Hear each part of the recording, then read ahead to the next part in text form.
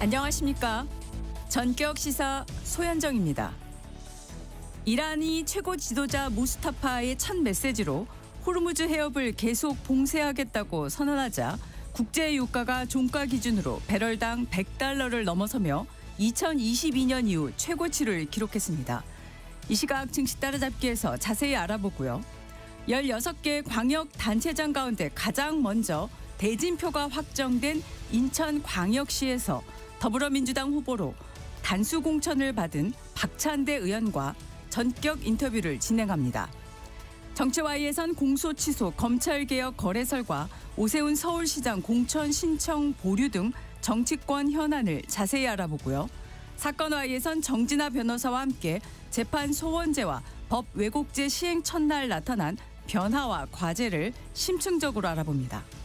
전격 시사는 KBS 콩과 유튜브로도 실시간으로 볼 수 있습니다. 3월 13일 금요일 전격 시사 출발합니다.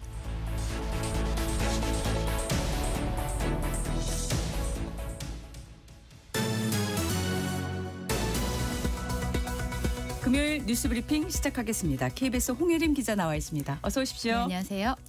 자, 중동 상황부터 알아보겠습니다. 이란이 호르무즈 해협을 넘어서 이라크 영해에서 유조선을 타격하는 일까지 벌어졌는데 지금 이란의 게릴라 공습범위 넓어지는 거죠? 네, 그렇습니다. 전 세계 원유의 주요 수송길 중 하나인 호르무즈 해협에서 선박들을 공격해오던 이란이 그 공격 범위를 넓히고 있습니다.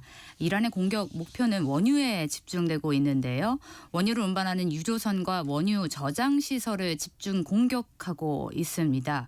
호르무즈 해협에서 약 800km 떨어진 이라크 영해를 지나던 해외 유조선 두 척을 공격했고 오만과 바레인 등 주요 중동 국가의 연료 저장 시설을 타격했습니다. 이런 이란의 전략은 결국 유가 상승 압박에 있습니다. 이란은 배럴당 유가 $200를 각오하라며 위협 수위를 높였고 실제 국제 유가가 반등해서 사흘 만에 다시 배럴당 $100를 돌파하기도 했습니다. 한편 이란 새 지도자에 오른 하메네이 아들 모즈타바가 미국과 이스라엘 폭격으로 부상을 입었다는 이란 외교관의 인터뷰가 공개되기도 했고요.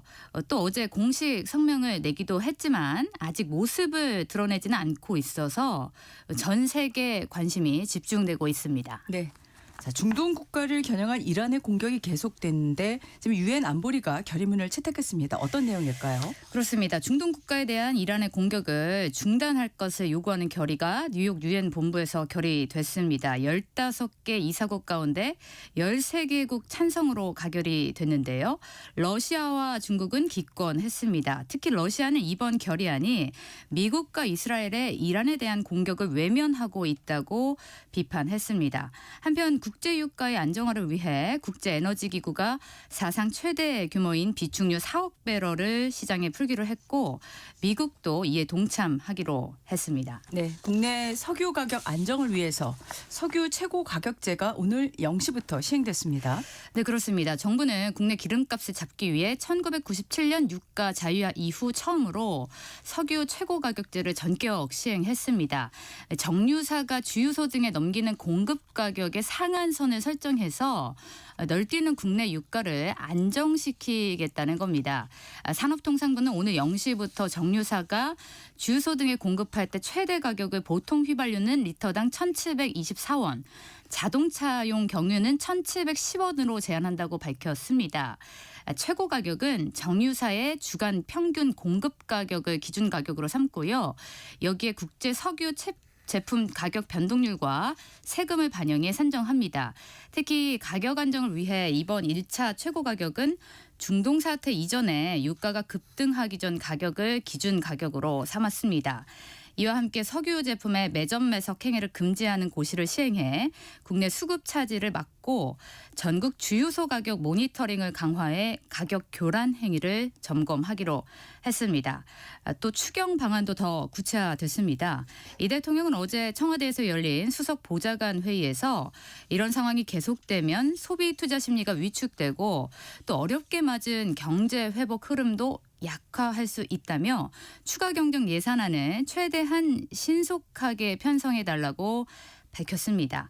또 취약계층이 받는 경제적 충격을 줄이기 위해 상반기 공공요금 동결과 농축수산물 할인 지원을 늘리고 유가 보조금 지원 등을 추진하기로 했습니다. 네. 어제 이 시간 속보로 전해드렸던 미국 무역법 301조 조사가 본격화되고 있습니다.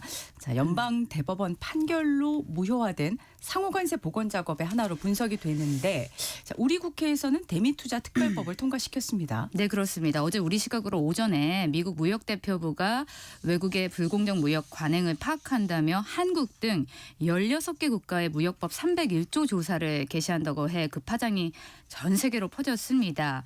외국의 부당한 무역 관행을 명분으로 삼았지만 지난달 미 연방대법원의 상호 관세 위법 판결이 있었죠.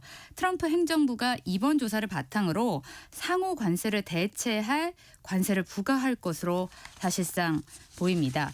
특히 우리나라에 대해 지속적인 무역 흑자로 구조적인 과잉 생산의 증거를 보여주고 있다며 조사 이유를 설명하기도 했습니다. 우리나라 정치권도 어제 이 발표 뒤에 정말 긴박하게 움직였습니다. 우선 청와대는 기존 한미 관세 합의에서 확보한 이익 균형이 훼손되지 않고 주요 국가들과 비교해 불리하지 않은 대우를 받을 수 있도록 협의할 예정이라고 밝혔습니다. 이를 뒷받침하기 위한 대미 투자 특별법이 어제 오후 여야 합의로 통과가 됐습니다. 지난해 11월 한미 양국이 3,500억 달러 규모의 투자에 합의하고 민주당의 특별법을 발의한 지 석 달여 만에 일입니다. 특별법을 구체적으로 살펴보면요. 우선 대미 투자 시행을 위한 전략 투자 공사를 설립하기로 했습니다. 공사 자본금은 2조 원으로 전액 정부가 출자합니다. 1,500억 달러는 조선업에, 2천억 달러는 양국 경제 및 국가 안보 이익을 증진하는 분야에 투자하기로 했습니다. 정부는 특별법이 국회에서 이송되는 대로 신속히 공포 절차를 추진하겠다며 시행을 위한 후속 절차에 나섰습니다. 정부와 정치권의 이 같은 움직임은 미국의 관세 압박에 기민하게 대응해 국익을 최대화하겠다는 의지로 분석이 됩니다. 네. 자, 법 왜곡죄가 어제 처음 시행됐는데 조희대 대법원장에 대한 고발이 1호 사건으로 접수됐습니다. 정치권에선 또 조 대법원장 탄핵 소추 추진을 본격화하는 움직임도 나왔다고요. 네, 그렇습니다. 어제 조희대 대법원장을 법 왜곡죄로 처벌해달라는 내용의 고발장이 경찰에 접수됐습니다. 이로써 이 사건은 법 왜곡죄 1호 사건이 됐는데요. 관련 수사는 경기 용인 서부경찰서가 맡게 됐습니다. 이 고발장을 낸 이병철 변호사는 조 대법원장이 지난해 5월 이재명 대통령의 공직선거법 위반 혐의 사건을 유죄 취지로 파기환송해 형사소송법을 의도적으로 왜곡했다고 주장했습니다. 경찰 내부에서는 당혹감이 큰 분위기입니다. 법관, 검사, 경찰 수사관 등의 법 왜곡 혐의를 규명하려면 고도의 법리 판단이 필요한데 법 해석 기관이 아닌 경찰로서는 처음 맞는 상황이기 때문입니다. 네.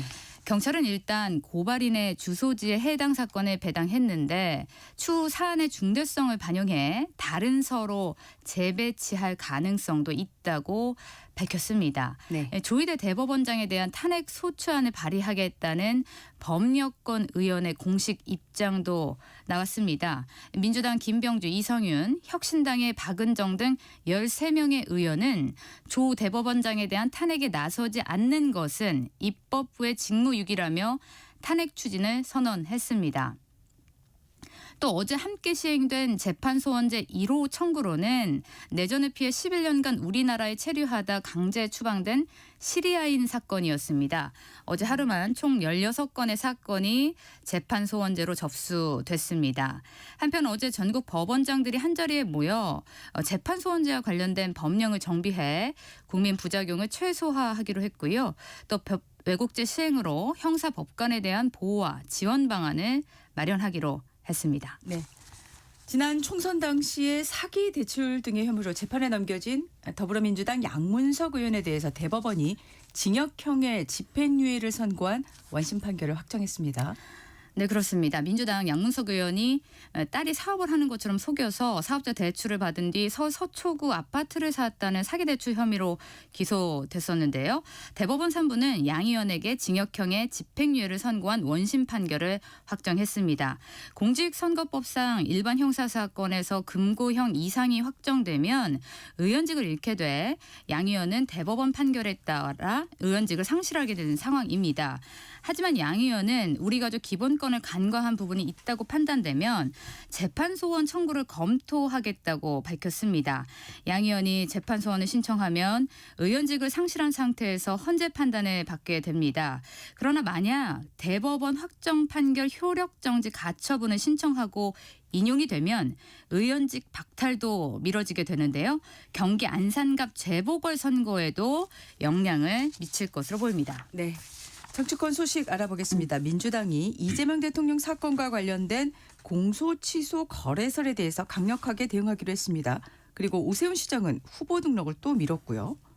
그렇습니다. 민주당 정청래 대표가 공소 취소 거래설과 관련해 첫 공식 입장을 내놨습니다. 정 대표는 당에서 가능한 모든 방법을 동원해 강력히 대응하겠다고 밝혔습니다. 이어 민주당은 한 유튜브 방송에서 이 의혹을 최초로 제기한 MBC 기자 출신 장인수 씨를 명예훼손 혐의로 고발하겠다고 밝혔습니다. 장 씨는 이재명 대통령의 최측근이 이 대통령 형사사건 공소 취소와 검찰 보안 수사권 유지를 거래하려 한다는 의혹을 제기했습니다. 민주당은 이 유튜브 방송의 진행자 김어준 씨에 대해선 요건에 해당되지 않는다며 고발에서 제외하기로 했습니다. 한편 오세훈 서울시장은 국민의힘 지도부의 윤 어게인 청산 실천이 기대에 미치지 못한다며 지방선거 공천 신청 추가 접수에 응할 수 없다고 밝혔습니다. 그러면서 혁신선대위 출범도 요구했는데요. 무소속 출마 가능성이 있느냐는 질문엔 절대 그럴 일은 없다며 선거에 참여할 것이라고 해 당의 변화를 기다릴 것이란 관측이 나옵니다. 네. 오늘 뉴스 브리핑 여기까지 듣겠습니다. 지금까지 KBS 홍예림 기자였습니다. 수고하셨습니다. 감사합니다. 전격시사 듣고 계신 지금 시각은 7시 17분입니다. 이어서 교통정보 전해드립니다. 출근 정체가 서서히 늘고 있습니다. 경부고속도로 부산 쪽으로는 먼저 한남부터 서초 사이로 정체되고 더 가서 신갈분기점 부근 5차로에는 고장난 차가 서 있어서 부근으로 차량들 서행합니다. 세종 포천고속도로 안성 쪽으로 남한산성터널 3차로에서도 고장난 차를 처리하고 있고요.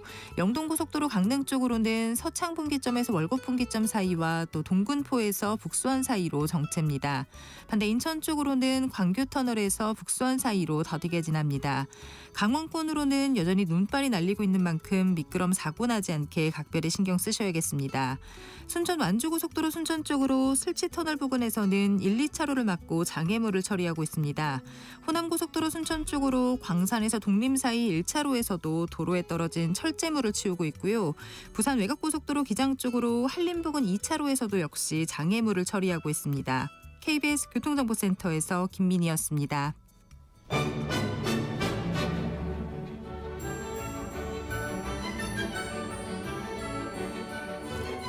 실시간 증시 현황과 전망을 발빠르게 전해드립니다.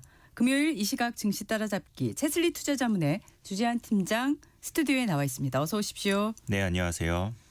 중동 전쟁 영향으로 정말 유가가 매일매일 출렁이고 있네요.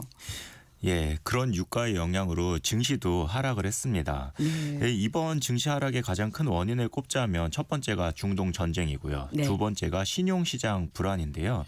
이번 이란 전쟁이 좀 장기화가 되면서 원유 공급 차질이 계속 우려가 커지고 있고 브렌트유 가격은 지금 $100를 돌파를 했습니다. 네. 이렇게 원유 가격이 상승을 하게 되면 인플레이션 압력이 커지는 거고요. 그래서 투자자들이 금리 인하 기대를 좀 낮추기 시작을 한 겁니다. 여기에 더해서 1.8조 달러 규모의 사모대출 시장에서 자금 환매 제한 이런 사태가 또 발생을 했거든요. 그래서 금융시장 불안이 좀 전체적으로 확산을 했습니다.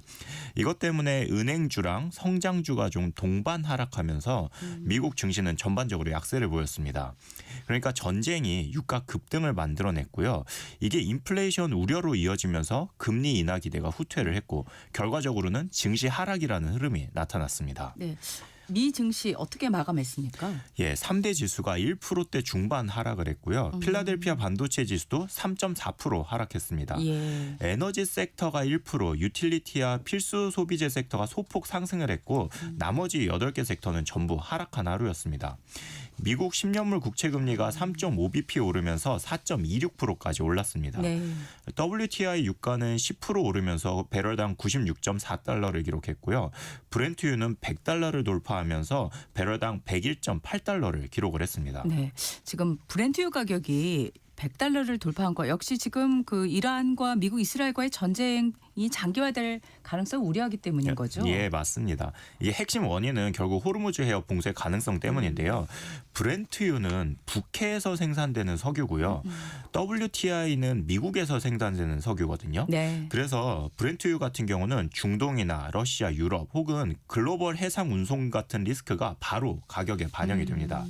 그래서 지금 현재 상황을 국제에너지기구 IEA가 뭐라고 이야기를 하냐면 네. 전 세계 원유 공급의 약 7.5% 정도가 영향을 받을 수 있는 수준이라고 분석을 했습니다. 예, 예. 이 지정학적 리스크를 이야기하는 게 아니라 실제로 공급 충격이 발생할 수 있는 상황이라는 분석을 한 게 시장에 영향을 준 것으로 보입니다. 네. 자, 미국 정부는 유가 급등을 막기 위한 조치를 검토하고 있다고요. 예, 미국 정부가 유가 상승을 완화하기 위해서 해운 관련 규제 완화를 검토를 하고 있는데요. 네. 이게 미국 항구 간 운송 시에 미국 선박을 사용하도록 규정한 100년 된 해운법인 존스법 이거를 일시적으로 면제하는 방안이 논의가 되고 있습니다. 네네. 그리고 최근에 계속 이야기가 나왔죠. 호르무즈 해협을 통과하는 유조선을 미군이 호위하는 방안도 검토 중이고요. 원유 공급 흐름을 정상화하기 위한 조치들인데요. 전쟁이 지속될 경우에는 이런 조치만으로는 유가 상승 압력을 완전히 막기 어렵다. 이런 분석이 좀 많습니다. 네. 그리고 지금 미국 증시가 하락한 또 하나의 이유가 3호 대출 시장에서의 자금 환매 제한 사태인데 계속 문제가 발생을 하나 봐요. 예, 맞습니다. 이 모건 스탠리나 클리프워터 같은 곳이 운영하는 일부 펀드가 투자자들의 환매 요청을 좀 제한하는 상황이 있었고요. 네. 그리고 도이치뱅크는 이런 사모 시장에 약 300억 달러 규모의 익스포저가 있다고 밝히기도 했습니다. 이런 일련의 뉴스들이 시장에 좀 영향을 줬는데요. 금액의 규모가 실제로 큰 영향이 있는지 없는지 이런 것을 떠나서 그냥 잠재적으로 시장이 인지하지 못하고 있던 리스크가 존재한다는 부분이 좀 우려를 키운 것으로 보입니다. 네네. 그래서 투자자들이 단순한 전쟁 뉴스뿐 아니라 금융 시스템에 대한 내부 리스크에도 좀 주목을 하고 있는 것으로 보입니다. 네. 자, 중동 전쟁이 장기화될 경우 시장에는 어느 정도의 폭으로 영향이 있을까요? 예, 아무래도 가장 큰 영향은 에너지 가격 상승일 겁니다. 그로 인해서 인플레이션이 재확산되는 거고요. 네네. 유가가 오르게 되면 운송비나 생산비, 전력비 등을 통해서 경제 전반의 비용을 끌어올리거든요. 특히 제조업이나 항공산업이 좀 큰 타격을 받을 수 있는데요. 실제로 시장에서는 항공주가 유가 상승 우려로 하락을 했습니다. 네. 반면 에너지 기업이나 비료 기업 같은 경우는 상승세를 보였고요. 이에 따라서 향후 시장은 에너지 가격 흐름이 경제 전망을 좌우하는 국면으로 들어갈 가능성이 높습니다. 네. 자, 미국 시장 투자자들은요. 지금 이 시점에서 어떤 전략을 취해야 될까요? 예, 역사적으로 볼 때 이런 지정학적 충격 때문에 시장에서 이탈하는 전략은 장기적으로 좋은 결과를 만들어내지 못했습니다. 그러니까 변동성이 커지는 시기에는 어느 정도 현금 유동성을 좀 확보하는 것이 좋을 것으로 보이고요. 만약 신용을 쓰고 있다면 시장의 급락에 대비하는 것도 좀 필요해 보입니다. 지금은 장기 투자 관점에서 시장을 완전히 떠나기보다는 말씀드렸던 것처럼 일정 수준의 현금 비중을 유지하면서 변동성을 견디는 것이 좀 일반적인 접근법으로 볼 수 있을 것 같습니다. 예. 자, 우리 시장을 보면 지금 3월 들어서 가장 조용한 하루였다. 뭐 이런 평가가 있는데 코스피는 하락했고 코스닥은 오르는 모습을 보였네요. 예, 조용한 하루였다. 맞는 것 같습니다. 코스피의 최고가와 최저가가 102포인트 차이를 보였는데요. 어제는 이른바 내 마녀의 날로 불리는 선물 옵션 동기 만기일입니다. 네. 보통은 변동성이 가장 큰 날인데 이번에는 3월 들어서 가장 변동성이 낮은 날이었습니다. 예. 이 시장도 개별 기업들의 뉴스 플로우에 따라서 소폭 등락을 반복하기도 했고요. 말씀하셨던 것처럼 코스피와 코스닥이 좀 서로 다른 방향으로 움직였습니다. 코스피는 0.48% 하락한 5,583포인트를, 그리고 코스닥은 1.02% 오른 1,148포인트를 기록을 했습니다. 이 눈여겨볼 만한 부분은 코스닥 지수가 1%가 오르는데 코스닥 150은 0.5% 정도 올랐습니다. 예. 이게 어떤 의미냐면요. 코스닥의 시총 상위 주식들보다 중소형주들로 수급이 있었다는 겁니다. 이번에 코스닥 액티브 ETF가 출시된 부분의 영향도 좀 있는 것으로 보입니다. 네. 이런 상황에서 참 어떻게 대응을 해야 될지 고민이 참 큽니다. 어떻게 해야 될까요? 예, 최근의 변동성은 대한민국에서 주식시장이 시작된 이후에 가장 컸었는데요. 네. 지수가 하락할 때 내 계좌의 수익률이 빠지고 지수가 회복을 할 때 내 계좌의 수익률이 회복이 안 되는 분들이 좀 있으실 거예요. 예. 이 원인을 파악을 해보자면 2등 주식을 포트폴리오에 담고 있으셔서 그럴 겁니다. 이 1등 주식의 주가가 많이 올라서 비슷한 섹터에 있는 아직 오르지 않은 주식들을 만약에 내 포트에 담았다면 1등 주식만 계속 주가가 올라가고 내가 갖고 있는 2등 주식은 주가가 오르지 않는 경우들이 있을 거거든요. 이 시장은 이미 알고 있는 정보들을 모두 다 반영을 하고 있기 때문에 이 주식을 매매하실 때 중요한 거는 네. 그 업에서 1등 주식을 포트에 담으셨는지, 네. 그리고 1등 주식이 만약에 2등이 되면 과감하게 포트에서 배제를 하시는 게 방법이라고 생각을 합니다. 우리나라 분들 대부분 부동산은 강남 3구를 사야 된다. 이것이 답이라고 다들 알고 계신데 이런 투자자들이 주식시장에만 오면 마치 그린벨트에 묶여있는 것과 같은 주식들을 매수하시는 경향이 좀 있는 것 같습니다. 되도록 개인 투자자분들께서 종목을 선택하실 때는 각 분야의 1등 기업을 좀 눈여겨보셨으면 합니다. 네. 자, 요새 개인 투자자들이 미국 주식보다 국내 주식을 선호한다고요? 예, 2026년이 지금 2달 반 정도 지나고 있는데요. 1월과 2월에 비해서 3월에 미국 주식 매수 규모가 크게 줄고 3월 국내 주식시장이 이렇게 큰 변동성을 보였는데도 불구하고 네. 국내 주식 매수세는 늘었습니다. 구체적으로 좀 보면 1월과 2월 미국 주식의 순매수 규모가 하루 평균 3천억 원이었거든요. 네. 그런데 3월에는 이게 150억으로 줄어듭니다. 3천억 원에서 150억 수준이요. 네, 거의 20분의 1 수준으로 크게 규모가 줄어든 겁니다. 그에 반해서 국내 증시의 매수 규모가 지난 한 달 동안 3조 4천억을 순매수했는데요. 이번 달 지금 3분의 1분이 안 지났는데 이미 지난달 매수 규모의 3배 가까운 10조 원의 순매수를 하고 있습니다. 예. 이 작년에 글로벌 지수 중에 압도적으로 높은 수익률인 76%를 기록했던 우리 코스피가 26년 들어서도 어제까지 32% 글로벌 지수 중에 가장 높은 순위를 기록을 하고 있거든요. 네네. 아무래도 이게 주된 이유로 보이고요. 예. 거기에 더해서 정부 정책들도 좀 한몫하고 있지 않나 생각을 합니다. 네. 이번에 자본시장 4대 개혁 방안을 다음 주 수요일 18일에 공개한다는 이야기가 있고 이재명 대통령과 증권사 사장단이 다음 주에 만난다는 이야기도 있으니까 관련해서 진행될 정부 정책에 대한 관심을 기울여야 할 때로 보입니다. 네. 최근 원유 공급에 대한 문제로 정부에서 원전이나 재생에너지 쪽에 대한 드라이브를 거는데 주식시장에도 영향이 있을까요? 예, 어제 재생에너지 섹터가 좀 강세를 보이기도 했는데요. 근본적인 논리 자체는 수입하는 에너지에 대한 의존도를 낮추자는 취지로 관련 섹터들이 좀 시장에 관심을 받았습니다. 그렇지만 현재 숫자가 찍히고 있는 것은 아니기 때문에 관련해서 이 섹터에 투자를 하시는 분들은 좀 주의가 필요할 것으로 보입니다. 네. 오늘 주식시장 흐름과 또 어떻게 대응해야 될지 좀 알려주시죠. 예, 오늘 새벽에 끝난 코스피 야간 선물이 4.32% 하락하면서 끝났습니다. 그리고 미국 시장에서 가장 큰 하락을 보였던 것이 필라델피아 반도체 지수로 3.4%가 빠졌습니다.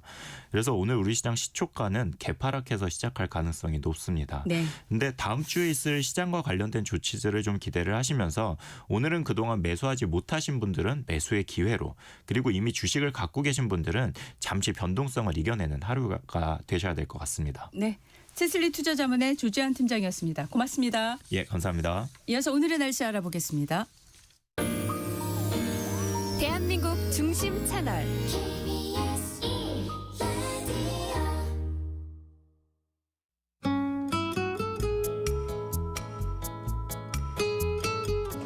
스튜디오에 나와 있는 이설아 기상캐스터와 함께 날씨 알아보겠습니다. 어서 오십시오. 네, 안녕하세요. 야, 지금 3월인데 강원 산지에는 폭설이 쏟아지고 있는데 네. 오늘 오후까지 계속된다고요? 네, 오늘 오후까지 강원 산지와 동해안, 경북 동해안과 북동산지, 부산과 울산에는 비나 눈이 오는 곳이 있겠습니다. 어제부터 동풍의 영향으로 동해상에서 강한 구름대가 발달해 강원 산지와 경북 북동산지에는 10에서 최대 20cm의 폭설이 쏟아졌고 동해안에도 1에서 5cm의 눈이 와 쌓였습니다. 강원 산지는 대설주의보는 해제됐지만 지금도 시간당 1에서 2cm의 눈이 집중되고 있습니다. 오늘은 울릉도 독도의 2에서 7, 강원 산지와 경북 북동산지에 1에서 5cm의 눈이 더 내릴 것으로 예상됩니다. 오늘은 강원도와 경상도, 제주도에서 바람이 순간 풍속 초속 15m 안팎으로 강하게 부는 곳이 있겠습니다. 네. 아침에는 아직 겨울옷을 입고 나가는데 네네. 낮에는 또 땀이 나는 상황이 계속될 정도로 일교차가 계속 크게 벌어지고 있어요. 네, 오늘도 내륙 지역은 아침 기온이 영하로 떨어져 서리가 내려앉은 곳이 있었습니다. 그러나 낮 기온은 서울과 청주, 대전, 진주와 창원, 제주가 12도, 광주는 14도까지 올라가 내륙을 중심으로 기온의 일교차가 15도 안팎으로 크게 벌어지겠습니다. 네. 이 낮 동안에는 기온이 오르면서 강과 호수, 저수지, 하천의 얼음이 녹아 얇아져 깨질 우려가 있습니다. 또한 얼었던 땅이 녹고 지반이 약해져 도로나 공사 현장에 지반 침하, 토사 유출과 산사태, 낙석 등 안전사고가 발생할 수 있으니까요. 주의하셔야겠습니다. 네. 이번 주말 날씨도 좀 자세히 알려주시죠. 네, 주말인 내일과 모레 일요일은 전국이 대체로 흐린 가운데 일교차 큰 날씨가 이어지겠습니다. 이 깨끗한 동풍이 미세먼지를 밀어내 전국의 초미세먼지 농도는 보통에서 좋음 수준을 유지하겠습니다. 네. 이 다음 주에는 기온이 평년과 비슷해 이맘때 걸맞은 3월 중순의 봄 날씨가 계속되겠습니다. 네. 이 다음 주 이동성 고기압의 영향으로 맑은 날씨를 보이다가 수요일에 충청과 남부지방에 비가 올 것으로 보입니다. 네. 오늘의 날씨 이사라 기상캐스터였습니다. 고맙습니다. 네, 고맙습니다. 잠시 후 전격 인터뷰로 이어가겠습니다.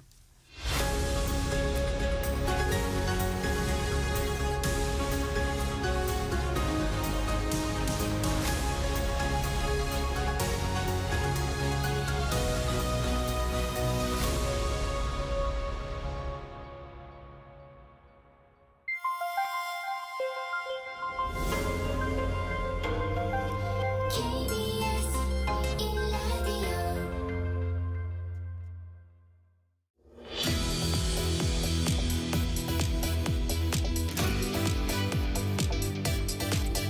전격 인터뷰 시작하겠습니다. 더불어민주당 인천시장 후보로 단수 공천을 받은 박찬대 의원 나오셨습니다. 어서 오십시오. 네, 안녕하세요. 박찬대입니다. 네. 인천시장 여야 대진표가 일찌감치 확정이 됐는데 이게 16개 광역 단체장 중에서 제일 처음이시더라고요. 그래서 지금 보니까 도화각 언론에서도 제일 관심을 많이 지금 기울이는 그런 보도가 나오고 있는 것 같습니다. 네. 네. 지금 인천 같은 경우에는 매 선거 때마다 전국 판세하고 비슷한 결과가 나와서 이게 지금 풍향계다.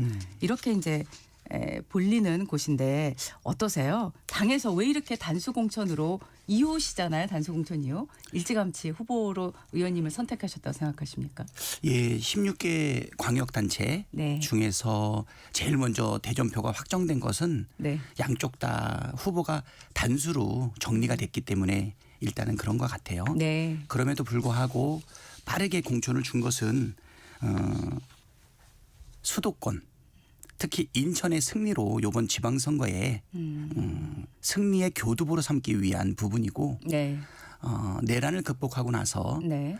중앙정부의 성공을 지방정부가 확실하게 뒷받침해야 된다라고 하는 실질적인 총동원령 아닌가 좀 이렇게 생각이 됩니다. 어깨가 많이 무거우시겠다는 생각이 드는데 예. 지금 보니까 인천을 세계 3대 강국 G3 비전으로 선포를 하시면서 미래 전략으로 ABC 플러스 E 이런 구상을 제시하셨는데 다 영어로 되어 있습니다. 어떤 내용일까요?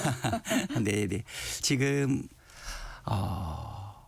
1876년에 강화도 조약을 통해 가지고 조선이 강제 개국되다시피 하지 않습니까? 네. 그러면서 많은 국난 겪어가면서 150년 동안 그 어려움을 다 이겨내고 대한민국이 여기까지 성장을 했는데 네. 사실 추격 국가로서 한강의 기적을 이루어왔다 이야기하고 있지만 네. 지금과 같은 자국 이기주의가 팽배하고 국제 질서가 새로 만들어지고 있는 상황에서 네. 대한민국이 더 이상 추격 국가로서는 한계점에 도달한 것 아닌가. 네. 오히려 전략 국가로서 세계의 질서에 쫓아가는 것이 아니라 주도적인 역할을 하지 않으면 대한민국의 미래는 없을 수 있다. 그러다 보니까 이제는 독일, 영국, 일본하고 경쟁해서 이겨내고 미국, 중국 다음으로 G3 국가, 전략 국가로 돌아서야 된다 우리가. 네. 그것이 바로 지금 대한민국이 맡고 있는 위기이면서 극복 전략이 아닌가. 거기에서 인천은 어떤 역할을 할 것인가. 네, 네. G3 국가, 전략 국가를 만들기 위해서 인천의 역할이 중요하다. 역시 인천이 교두보가 돼야 된다 이런 생각이신 건 것 같습니다. 네, 그렇습니다. 또 한 가지가 뭐가 있냐면 네. 지방 주도 성장 이렇게 이야기하지 않습니까? 예, 예. 수도권 일극에 너무 매몰돼 가지고는 대한민국의 균형 발전을 이뤄내기는 어려울 거고 그것이 대한민국의 한계점이 될 수 있다라는 지적이 많이 있습니다. 네. 우리 인천은 수도권이죠. 대신 서울과 경기의 직접 효과는 누리지 못하면서 사실 이중 소외를 받고 있는 그런 상황입니다. 네. 대한민국이 처해 있는 현실을 극복하는 것과 인천이 처해 있는 이 상황에서 새롭게 도약하고 미래를 열기 위해서는 G3 국가 코리아와 인천의 과제가 함께 맞물려 있기 때문에 네. G3 코리아 그리고 인천의 역할 이런 부분에 대해서 이야기를 했고요. 네네. 그렇다면 인천은 어떤 성장 전략을 가져갈 것인가. 네네. 그 성장 전략과 관련된 부분을 A, B, C 플러스 E로 했는데요.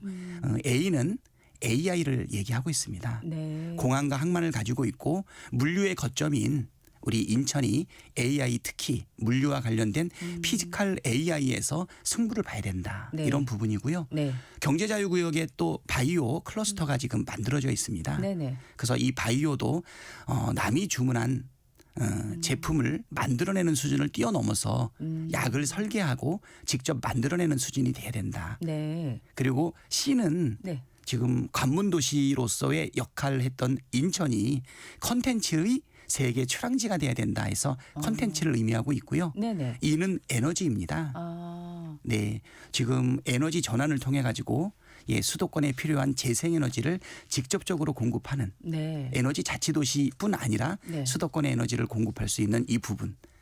이재명 대통령께서 A, B, C, D, E, F, G 뭐 이렇게 얘기하고 있는 8가지 성장 전략 중에서 수도권의 제약을 이겨내면서 강점을 살릴 수 있는 A, B, C 플러스 E가 네. 산업 구조를 통한 인천의 발전 전략이다. 이렇게 얘기하고 있고요.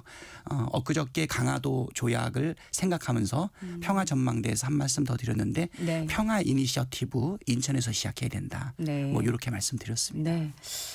지금 구상하고 계신 계획들 실천하려면 뭐 예산도 그렇고요. 여러 가지 또 중앙정부와의 협조도 굉장히 필요하겠다 생각이 드는데 의원님 하면 사실 이재명 대통령이 당대표 시절에 원내대표를 하셨기 때문에 친명 핵심이다 이렇게 불리시잖아요. 이런 점이 지금 선거에서 큰 도움이 될 거라고 생각하고 계십니까? 선거에서 아무래도 도움이 크게 되겠죠. 지금 이재명 정부는 불법 계엄의 내란을 극복하고서 만들어진 우리 국민들과 함께 만들어낸 국민 주권 정부 아니겠습니까? 예. 그래서 첫 번째 그런 시대적 과제를 우리가 감당할 의무가 있고요. 두 번째는 이재명 대통령의 지지율이 지금 70%에 육박할 정도로 많은 정치적 효능감을 주고 있지 않습니까? 그래서 이재명의 국민 주권 정부의 우리 설립 배경과 이재명 대통령의 국정 운영이 상당히 우호적인 데다가 특히 이재명 대통령께서 당대표 하실 때 원내대표로 그분이 대선 출마할 때는 당대표 직무대행으로 그리고 총괄 선대위원장으로 하면서 호흡을 맞춰봤던 부분이 있기 때문에 네. 이재명 중앙정부의 효능감이 지방정부에 그대로 전달되고 중앙정부와 지방정부가 함께 성공하는 데 있어서 최적의 파트너가 아닐까. 그래서 아까 첫 질문에서 이렇게 빠른 공천이 어떤 의미를 주고 있냐라고 할 때 네. 이재명 정부의 성공과 지방정부의 성공을 동반할 수 있는 최적의 명령을 받은 것이다. 이렇게 말씀드렸기 때문에 네. 이러한 부분들이 실질적으로 저의 인지도와 함께 인천시장 선거에는 상당히 유리하게 작용하고 있다는 것을 느끼고 있습니다. 네. 전통시장 5,000개 현장을 지금 벌써 다니고 계시던데요. 현장에서도 그런 효능감에 대한 기대 느끼고 계십니까? 아무래도 그렇죠. 아까 5국 3특 체제 이야기하지 않았습니까? 네. 수도권에 있지만 성장에 어떻게 보면 제한이 있고 그렇지만 수도권으로서 충분히 또 누리지 못하고 있는 부분에 있어서 어떻게 인천이 그 길을 헤쳐나갈 수 있을 것인가. 이재명 정부 특히 이재명 대통령과 가장 호흡도 잘하고 있고 그리고 긴밀한 소통 능력 그리고 또 국회하고의 관계도 좋아야 되지 않겠습니까? 이재명 대통령실하고도 호흡이 잘 맞고 원내대표 출신이기 때문에 제1야당 민주당의 각각의 우리 의원들하고도 소통 능력을 가지고 있지 않습니까? 네네. 그리고 내란 극복 과정 속에서 가졌던 친밀한 그리고 강력한 내란 극복 과정을 보여줬던 인지도 이런 것들이 현장에서 만나 보니까 상당히 좋아하시더라고요. 네. 특히 삶의 현장을 도서 지역을 중심으로 많이 다녔습니다. 네. 옹진군하고 강화군으로 그다음에 전통시장으로 쭉 다녀봤는데 네네. 대통령의 말씀 중에 이런 말씀이 있지 않습니까? 주가지수가 5천이 넘어가고 수출이 호조를 이루고 여러 가지 외교 문제가 잘 풀려나간다 하더라도 우리 소상공인들 그다음에 골목 상권 이런 분들의 주머니가 넉넉해지거나 경기를 실질적으로 잘 풀리고 있다고 느끼지 않으면 경기가 좋은 것이 아니다. 결국은 우리의 삶의 문제는 현장에서 풀어나가야 된다라고 하는 측면이기 때문에 요새 전통시장뿐 아니라 도서지방의 여러 가지 민원들을 청취해 나가는 과정 속에서 네. 상당한 기대감이 반영되어 있구나. 그거를 느낄 수 있습니다. 유정복 현 시장도 사실 강력한 경쟁자라고 보셔야 될 것 같은데 어떻게 생각하십니까? 경쟁자로서 이 시장 충분히 이길 자신이 있으십니까? 강력한 경쟁자인 거 맞죠. 우리 인천에도 인천시장 출마자들이 꽤 많이 있으셨어요. 근데 이제 국힘당 쪽에는 현 시장 프리미엄을 앞세워서 유정복 단수로 가게 되고 거기에 딱 대항해서 승리할 수 있는 후보로 저쪽으로 이렇게 귀결됐다는 것은 네. 이것이 빠른 공천이 확정되기도 했지만 유정복 시장의 뭐랄까 여러 가지 경험 기초단체장도 2번 하고 그렇죠. 광역단체장도 2번 하고 네. 국회의원도 3번 하고 그렇죠. 그다음에 광역 뭐 이런 것 장관도 2번 하고 이러한 그의 경력과 선거에서 여러 번 강한 모습을 보였기 때문에 네. 아까 제가 총동원령이라고 이야기한 것처럼 네. 원내대표까지 했던 제가 네네. 예, 인천 시장 선거에 나오게 된 것은 반드시 이겨야 되는 절체절명의 명령을 받은 것이다라고 생각을 합니다. 지금은 뭐 여론조사 등이 뭐 굉장히 차이가 나게끔 나오고 있지만 선거는 마지막까지 겸손하게 네. 민심을 청취하면서 네네. 최선을 다해야 되지 않을까 생각합니다. 네. 지금 당에서는 이번 지방선거가 내란 청산 심판 성격을 규정하고 있는데 유정복 시장은 그동안에 보면은 좀 당의 쇄신 목소리를 내고 극우 논란엔 또 거리를 두고 있어 왔기 때문에 인천시장 선거에서 내란 청산 프레임이 먹힐까 하는 생각이 드는데 어떻게 생각하세요? 이런 말씀 한번 한 적이 있어요. 윤석열의 친이 쿠데타는 야당 때문이다라고 하는 발언을 한번 한 적이 있어서 논란을 한번 일으킨 적이 있습니다. 네. 저는 유정복 시장은 국힘당의 다른 정치인들하고는 조금 다른 결을 가지고 있을 수 있다. 그래도 국힘당 내에서 유정복 시장 정도 되는 사람은 드물다 정도로 평가는 하고 있습니다. 네. 하지만 국힘당이 과거와 결별하지 못하고 그리고 민생을 챙기는 부분은 지방 정부 한 곳의 역량으로만 되는 것은 아니거든요. 당의 철학과 비전 그리고 정강 정책 네. 그리고 역사에 대한 인식 그리고 윤석열 내란에 대한 어떤 생각을 갖고 있는지 그런 것들이 종합적으로 나타나서 네네. 정책으로 연결되고 그리고 그것이 시민들의 삶으로 연결되는 것 아닌가. 그런 면에서는 유정복 시장의 그 인식이라든가 내용이 다른 국힘당의 정치인하고는 조금 결을 달리한다 하더라도 한계점을 분명히 가지고 있다. 네. 그리고 또 하나 중앙정부하고의 연대 문제라든가 그다음에 국회를 통해 가지고 제도적 지원을 받아야 되는 문제라든가 또 정책과 예산과 관련된 부분에 있어서는 어쩌면 고립된 성과 같은 상태이기 때문에 유정복 시장을 통해서 인천의 미래를 열어가는 것보다는 민주당을 통해서 박찬대를 통해서 풀어나가는 것이 더 시민들의 기대에 부합하지 않는가 그런 점을 강조하면서 시민들의 기대에 부응하기 위해서 최선의 노력을 다할 생각입니다. 예. 지금 의원직은 계속 유지를 하고 있으신데 사퇴 시점은 언제로 생각을 하고 계십니까? 이제 얼마 남지는 않은 것 같아요. 보궐선거도 예상이 되고 있기 때문에 네. 4월 말까지는 사퇴하고 네. 그다음에 결의가 완료되어야 네. 우리 연수갑의 보궐이 이루어집니다. 그래서 아마 길지 않은 시간 내에 아마 사퇴를 해야 될 텐데 네. 그래도 저를 삼선까지 만들어줬던 연수구 갑에 남아있는 민원과 내가 처리해야 될 의무들은 다 이행해야 되지 않을까 네. 이런 생각도 들고요. 네. 그리고 이루어질 보궐과 관련해서도 내 좋은 후보가 선출될 수 있게끔 네. 뒷받침도 해줘야 되지 않을까. 마지막까지 연수구민에 대한 책임을 다하면서 네. 지방선거, 보궐선거 같이 준비해야 되겠다 이렇게 생각하고 있습니다. 네. 당에서도 이 네. 부분과 관련해서 전략적 판단이 좀 필요한 것 같아요. 지금 우리 인천의 계양을과 네. 연수갑이 보궐선거가 확정되거나 예정되어 있는데 네. 지방선거 전체의 승리 그리고 인천 전체의 전략적 판단을 위해서 지도부와 긴밀하게 소통하고 그리고 결정할 생각입니다. 네. 지난번 다른 인터뷰에서 지금 현재 3선까지 하고 계신 그 연수구 갑에 김남준 전 청와대 대변인이 출마를 하게 되면 고전을 면치 못할 거다. 이렇게 말씀을 하셨는데 지금도 이 생각 그대로이십니까? 글쎄요. 고전을 면치 못한다는 거는 적절한 표현인지 다시 한번 좀 생각해 볼 필요는 있는 것 같아요. 근데 네. 저희 연수구 갑은 결코 녹록한 지역구는 아닌 것은 분명합니다. 제가 2016년 20대 총선에 214표라고 하는 아슬아슬한 표차로 네. 당선이 되었는데요. 우리 당에서 최소 표차의 승리였던 것 같아요. 민주당으로서는 단 한 번도 국회의원을 내지 못했던 지역이기 때문에 그 이후에도 굉장히 매번 선거를 치를 때마다 쉽지 않다라고 느꼈습니다. 네. 삼선까지 한 것은 우리 시민들의 덕분인데 사실 운도 많이 작용하지 않았나 이런 생각이 듭니다. 네. 그래서 저희 연수구 갑 같은 경우에는 특히 연수구 을과 연수구 갑으로 나눠지게 되면서 네.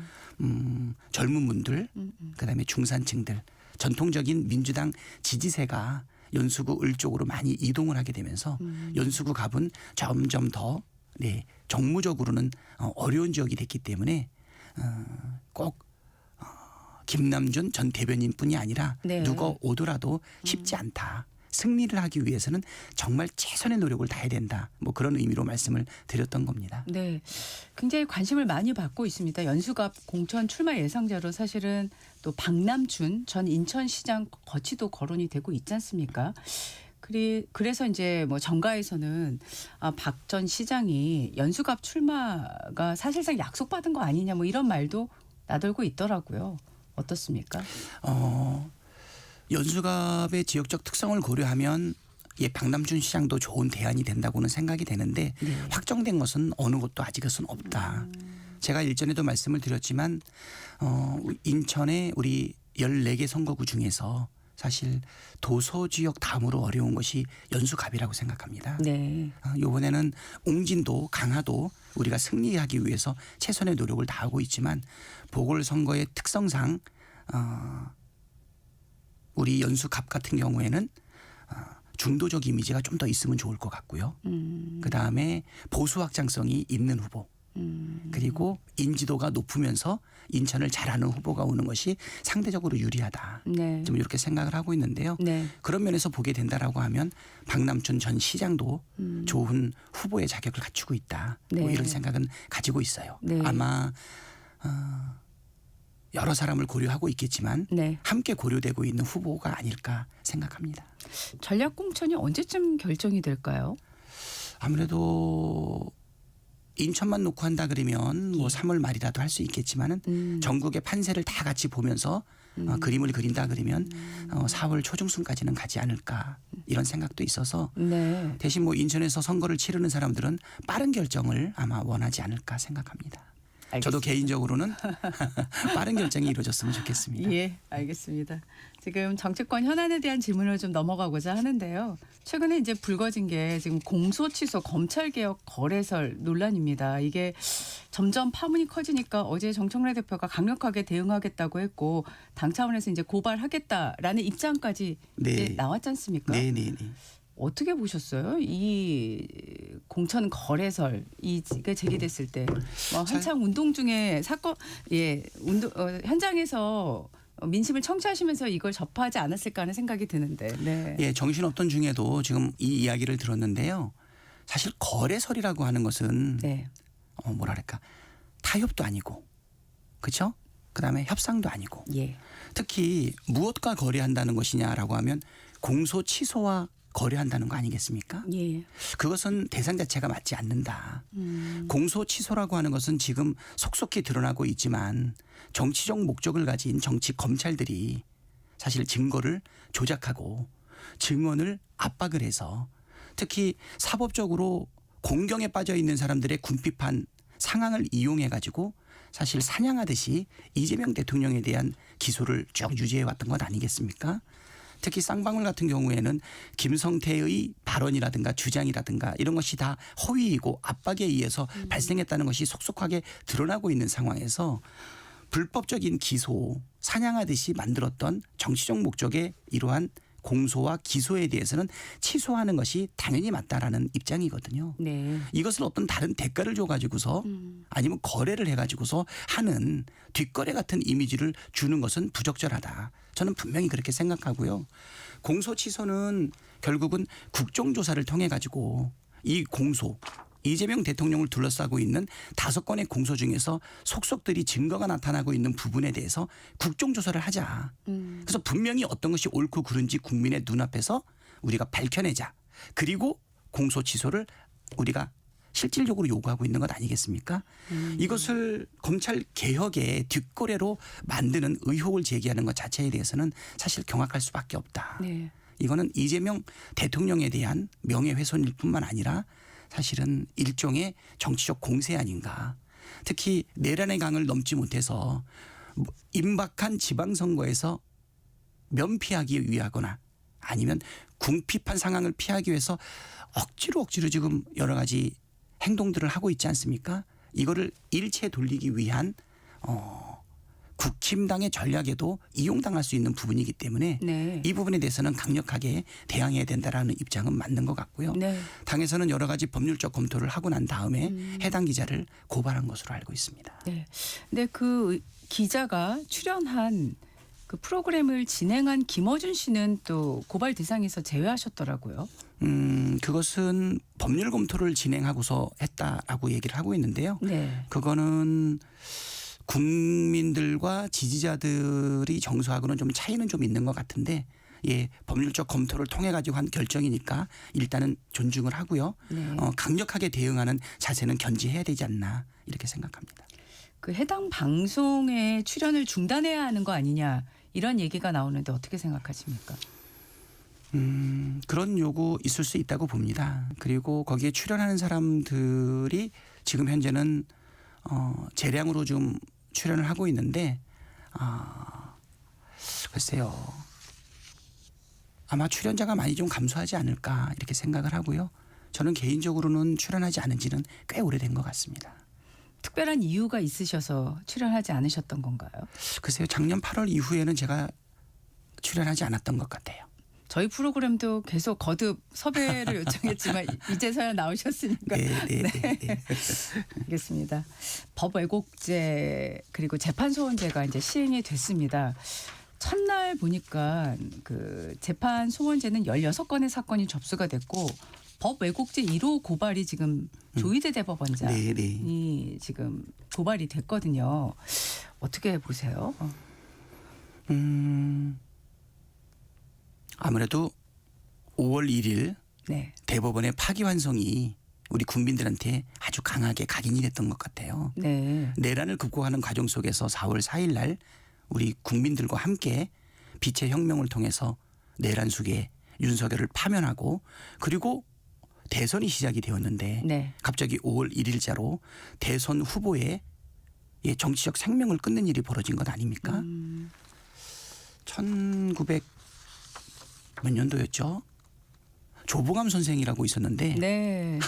그분 오래전 일이지만 예, 예, 사법살인 유명한- 일어나지 네. 않았습니까? 네네. 그때도 사법의 이름으로 해서 네. 예, 기소가 됐고 음. 그다음에 그 판결을 그대로 대법원에서 받아가지고 예, 사법 살인을 하고 그리고 나서 50년이 지나고 나서 사실은 재심에서 무죄를 받지 않았습니까? 네. 비슷한 상황이라고 봅니다. 정치적 생명을 끊기 위한 사법 정치 살인이었다라고 하는 것이 우리 국민들의 인식인 것 같고요. 네. 법 왜곡죄의 1호 대상으로 네. 조희대 대법원장이 된 것은 어떻게 보면 당연. 평생교육 이용권으로 요가를 시작하신 김할머니. 내 몸이 내 몸 같지 않아 마음까지 지쳐있던 때 사돈의 권유로 시작한 요가가 일상의 활력을 되찾아 주었고 몸이 건강해지자 우울감과 무기력이 사라져 요즘엔 요가 전도사로 활동하고 있다는데요. 인생 후반기에 멋진 친구가 되었다는 평생교육 이용권. 자세한 사항은 평생교육 이용권 누리집 LLL 카드.kr과 상담센터 1600-3005를 이용해주세요. 국가지자체 평생교육 이용권. 교육부와 17개 광역지자체가 함께합니다. 여보, 3, 4, 5월하면 떠오르는 거? 봄? 공익직불금 신청하는 달. 3월 1일부터 5월 31일까지 어떻게? 휴대폰 문자가 오면 신청하는 간편 신청. 읍면동 행정복지센터에서 신청하는 대면 신청. 새롭게 추가 농업이지 사이트에서 신청하는 온라인 신청. 신청이 불가한 농지도 있으니 공익직불제 콜센터 1334나 읍면동에 꼭 확인하세요. 본 캠페인은 농림축산식품부와 국립농산물품질관리원이 함께합니다.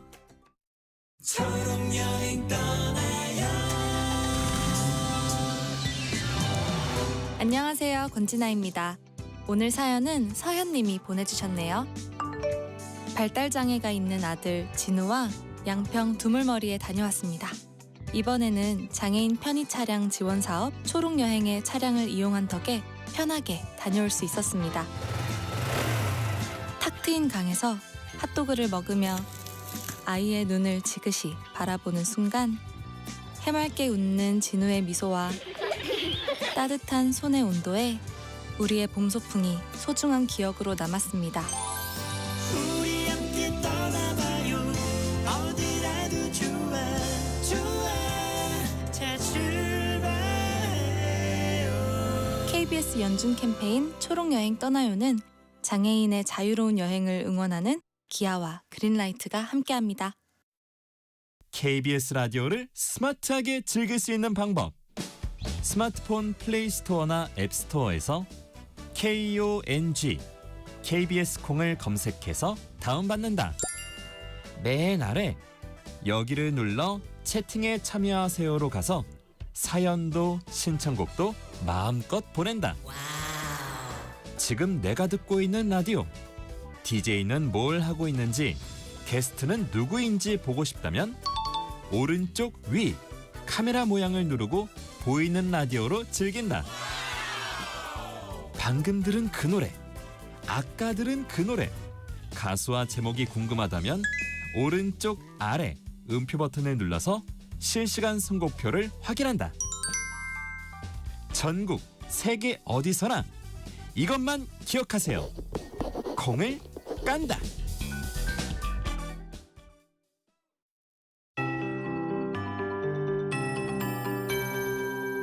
KBS 58분 날씨.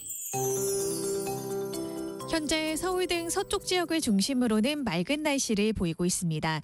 강원 영동과 영남 해안 지역에는 비나 눈이 내리는 가운데 강원 남부 산지와 경북 북동 산지, 울릉도 독도에는 대설특보가 발효 중입니다. 어제부터 강원 산지와 경북 북동 산지에는 10에서 20cm가량의 많은 눈이 내려 쌓였는데요. 오후까지 울릉도 독도에 2에서 7, 강원 산지와 경북 북동 산지에 1에서 5cm 안팎의 눈이 더 내리겠고요. 동해안 지역에는 5에서 10mm 정도의 비가 내리는 곳이 있겠습니다. 밤사이 기온이 떨어지면서 비나 눈이 내리는 지역에서는 도로 살얼음이 나타나는 곳이 있습니다. 출근길 교통안전에 유의하시기 바랍니다.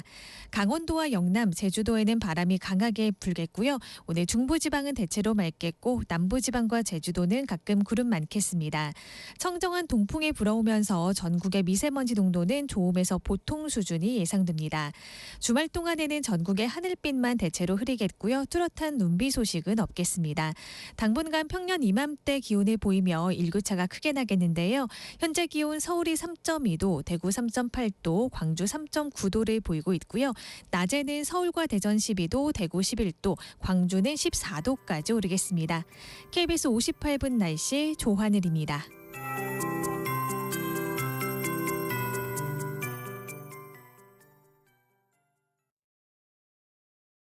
정성을 다하는 국민의 방송 KBS가 8시를 알려드립니다. AM 711kHz, FM 97.3MHz, KBS 1라디오입니다. HLKA.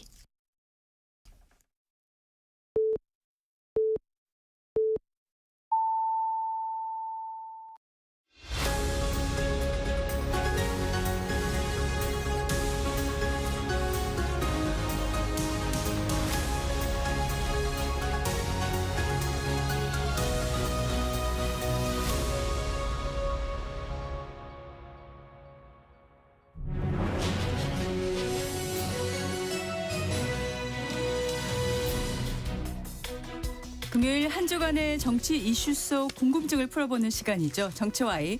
오늘 세 분과 함께합니다. 김준일 시사평론가, 신인규 정당 바로 세우기 대표, 그리고 김기흥 국민의힘 미디어 대변인 함께합니다. 세 분 어서 오십시오. 안녕하세요. 네, 안녕하세요. 네, 오늘 첫 질문은요. 일단 김기흥 대변인께 먼저 질문을 하도록 하겠습니다. 그 법 시행이 어제부터 됐잖아요. 네, 지금 1호 사건이 뭐가 될 거냐로 관심이 많았습니다. 법 왜곡죄, 재판 소원죄. 그런데 법 왜곡죄는 1호 사건의 고발이 지금 조희대 대법원장이 됐어요. 어떻게 보셨어요? 이 법 취지와 상관없이 대상이 어떻게 보면 사법부를 공격하기 위한 수단으로 쓰인다는 게 예측 가능했죠. 그리고 혹시나 했는데 역시나고, 무엇보다도 저번에 이제 특검이, 조은석 특검이 조희대 대법원장 관련해 가지고 내란과 한통속이다 그러는 민주당의 어떤 프레임 속에서 수사를 했는데 무혐의로 나왔습니다. 물론 이 부분 관련해서는 이제 조희대 대법원장이 이재명 대통령의 허위사실 공표죄 그 부분 관련해서 유죄 취지 파기 환송한 부분, 그 과정 사양에서 절차를 가지고 문제 삼았는데 출력해서 보지 않았다, 이 부분을 문제 삼았습니다. 그런데 이게 이제 형벌의 어떤 불소추 원칙, 불소급 원칙에 위배되는 거고, 그다음에 또 사실상 좌표를 찍어서 이렇게 공격하게 되면 판사들 입장에서는 위축이 될 수밖에 없죠. 피곤한 것도 있고, 사실상 어떻게 보면 압박하는 상권 분립이라는 취지에도 맞지 않고요. 그리고 무엇보다도 법 왜곡죄 관련해서 그 민주당의 법사위 간사 같은 경우는 윤석열 전 대통령의 어떤 형사 재판을 하고 있는 주기현 판사 관련해서 무죄를 때리면, 무죄를 선고하면 법 왜곡죄로 처벌하겠다고 됐거든요. 그러니까 처음부터 굉장히 이 법 왜곡죄 자체가 정치적인 어떤 목적이 다분했다, 그렇게 볼 수밖에 없습니다. 네. 김준일 시사평론가께서는 어떻게 보셨어요? 이병철 변호사라는 분이 이제 제기를 한 거예요. 그래서 이분이 모르겠습니다. 그러니까 좀 튀어보려고 한 건지 이런 게 한 건 모르겠는데 이게 정부 차원에서 한 거거나 당연히 그럴 리도 없지만은 그런 건 아닌 것 같고, 모양이 안 좋죠. 그러니까 이게 법 왜곡죄의 취지는 이제 처벌도 있지만은 이게 억제 효과를 이제 노렸다라는 거잖아요. 그러니까 법을 적용할 때 검사나 판사가 신중하게 해라, 이런 효과를 노린 건데, 기존에 있었던 것들을 이제 처벌하는 식으로 이렇게 가는 게 별로 보기는 모양이 안 좋고, 조희대 대법원장이 이제 이게 내용인즉슨 서면주의를 어겼다라는 거예요. 그러니까 구두주의가 아니라 서명주의라는 게, 쉽게 얘기를 하면은 이재명 공직선거법 위반 사건이 양이 방대하고 한 7만 쪽 되는데 그거 다 읽었냐. 그렇죠. 그 얘기예요. 그러니까 그거 어떻게 입증을 하고 이게 재판이 가면은 또 이제 뭐 판사들이 또 볼 거 아니에요. 만약 기소가 될지 안 될지도 모르겠으나 네네. 뭐 이게 모양이 이상 판사들이 또 보고 그게 대법원까지 가면은 대법원에서는 또 이거를 누가 보고 어떻게 볼 것이냐. 여러모로 좀 난감한 상황이다. 저는 개인적으로 봐요. 그러니까 조희대 대법원장의 신뢰가 없는 것과 이를 처벌하는 거는 저는 좀 구분해야 돼서 봐야 된다라고 보는데 어쨌든 모양은 안 좋은데 어떤 제도든지 초반에는 좀 시행착오가 있어요. 뭐 노란봉투법도 좀 예를 들면은 막 어수선하고 그런다는 보도가 나오잖아요. 이것도 네. 좀 시간이 지나면서 정리가 되지 않을까 그 생각이 듭니다. 근데 그 변호사시니까 이 지금 법 왜곡죄가 될 경우에 이게 지금 사건이 되는지 안 되는지 이런 판단부터 해야 될 것 같은데 경찰로 갔잖아요. 이거 어떻게 진행될까요? 그러니까 저는 이제 그 법 왜곡죄까지 만들게 된 그 배경에 대해서는 저는 상당 부분 공감을 하는 면이 있습니다. 그게 뭐냐면 결국엔 사법부가 아까 우리 김준일 대표님 말씀하신 대로도 여러 입장에 있어서 그런 불신들을 좀 만들어낸 근원적 책임이 있고 그 책임을 지지 않고 바꾸지 않으니까 이제 국회에서 입법으로 이제 대응을 한 거거든요. 근데 저는 문제 의식에는 제가 100% 공감을 합니다만은 이 해결의 방법이 우리가 마치 그 과거에 무슨 이소부화 나오듯이 굴비 하나 걸어놓고 굴비 보면서 흰 쌀밥만 떠먹는 식으로 그렇게 할 수는 없는 거거든요. 뭔가 이렇게 국민들의 삶을 실질적으로 해결하는 조치들을 마련해서 제도권에서 그 역할을 대신해야 되는데 전 이게 약간 좀 공허한 조치라는 생각이 드는 겁니다. 예를 들어 법 왜곡죄를 만들어서 지금 뭐 조희대 대법원장 고발하고 하는데 이게 과연 실효성이 있느냐. 그러니까 경찰은 어떻게 수사를 하며 이걸 가지고 가서 최종적으로 판단하는 주체가 지금 불신을 갖고 있는 그 사법부 내지는 대법원까지 올라가면은 조희대 대법원장이 자기 사건을 그러면 처리해야 된다라는 이 모순에 빠지거든요. 그러니까 저는 사실 이 조희대 대법원장의 문제가 있는 게 맞고요. 그 문제를 해결하는 방식이 이런 법 왜곡죄라는 좀 수단으로서 적합하지 않은 거를 갖고 올 것이 아니라 저는 조희대 대법원장의 그 공직선거법 파기환송 부분에 대해서 좀 문제의식이 있는 사람이거든요. 그렇다라고 한다면 국정조사를 통해서 뭐가 잘못되는지를 국민 앞에 정확하게 알려야죠. 그리고 국민과 상의해서 보통 정치인들은 반보만 앞서라고 하니까 너무 앞서가지 말고 국민적 여론에 따라서 만약에 탄핵까지도 필요하다고 하면 전 다 열어놓고 검토를 해봐야 된다. 그런 방식을 통해서 정리를 했을 때는 판단 주체가 이제 헌법재판소로 넘어가는 거거든요. 이렇게 돼야 실효적인 조치가 가능하지 지금처럼 법 왜곡죄를 통해 가지고 마치 좀 공허한 일들이 자꾸 공전되는 듯한 전 이런 모습으로 가는 것은 별로 이건 민주당에게도 좋은 현실은 아니다라는 생각이 듭니다. 근데 당장 이런 의문은 들거든요. 법 왜곡죄잖아요. 이게 헌법재판소에서 지금 할 수 있는 거는 아니잖아요. 결국은 대법원장이 피고발인이 된 건데 이거를 지금 일반 법원에서 또 해야 되는 건데 문제는 제가 아까 첫 질문을 드렸던 게 되게 고도의 법리적인 부분을 따져야 되는데 경찰이 어떻게 근데 이게요, 하겠다는 건지. 법리라는 게 없는 게 일단은 법리라고 하면 우리가 법률을 해석하는데 그 해석의 기준으로 기존 판례들을 보는 거거든요. 이건 기존 판례도 없어요. 그러니까 법리라는 거를 지금 이제 만들어가야 되는 그런 상황인데 그걸 과연 어떻게 만들 것이냐. 그러면 판검사들 고소고발 넣는 건 자유니까 아무나 다 넣을 수 있는데 그럼 넣었을 때마다 그럼 판사들 다 와가지고 소환조사 합니까? 그러니까 이게 현실성이 떨어진다는 거죠. 근데 어떤 분들은 그래도 법 왜곡죄라는 게 경고적, 심리적 경고의 의미는 있다. 뭐 이렇게 주장하면서 정당화를 하시는데 굉장히 공허하다는 겁니다. 그래서 제가 아까 탄핵이라는 이야기를 한 것은 당장 하자는 뜻이 아니라 국회가 가지고 있는 기존의 권한도 쓰지 않으면서 다른 이런 수단들을 자꾸 만들어내면서 사회적 혼란을 만드는 것이 과연 조희대 대법원장 체제의 문제를 해결하는 데 이게 도움이 되느냐. 저는 거기에 도움이 별로 되지 않는다. 질문 바로 연결해서 드릴게요. 지금 범여권 13명인 의원들이 조희대 대법원장 탄핵소추 추진하겠다고 보도가 나왔지 않습니까? 이거 어떻게 전개가 될까요? 이게 그냥 어떤 정치적인 의사 표시로 끝나는 건지 아니면 실제로 진짜 탄핵소추 발의까지 갈 수 있는 건지 좀 궁금한데 상황이 어떻습니까? 저는 제발 하셨으면 좋겠습니다. 국민의힘 대변인이 민주당에 요청을 합니다. 그리고 그거에 대한 결과를 책임을 지셔야죠.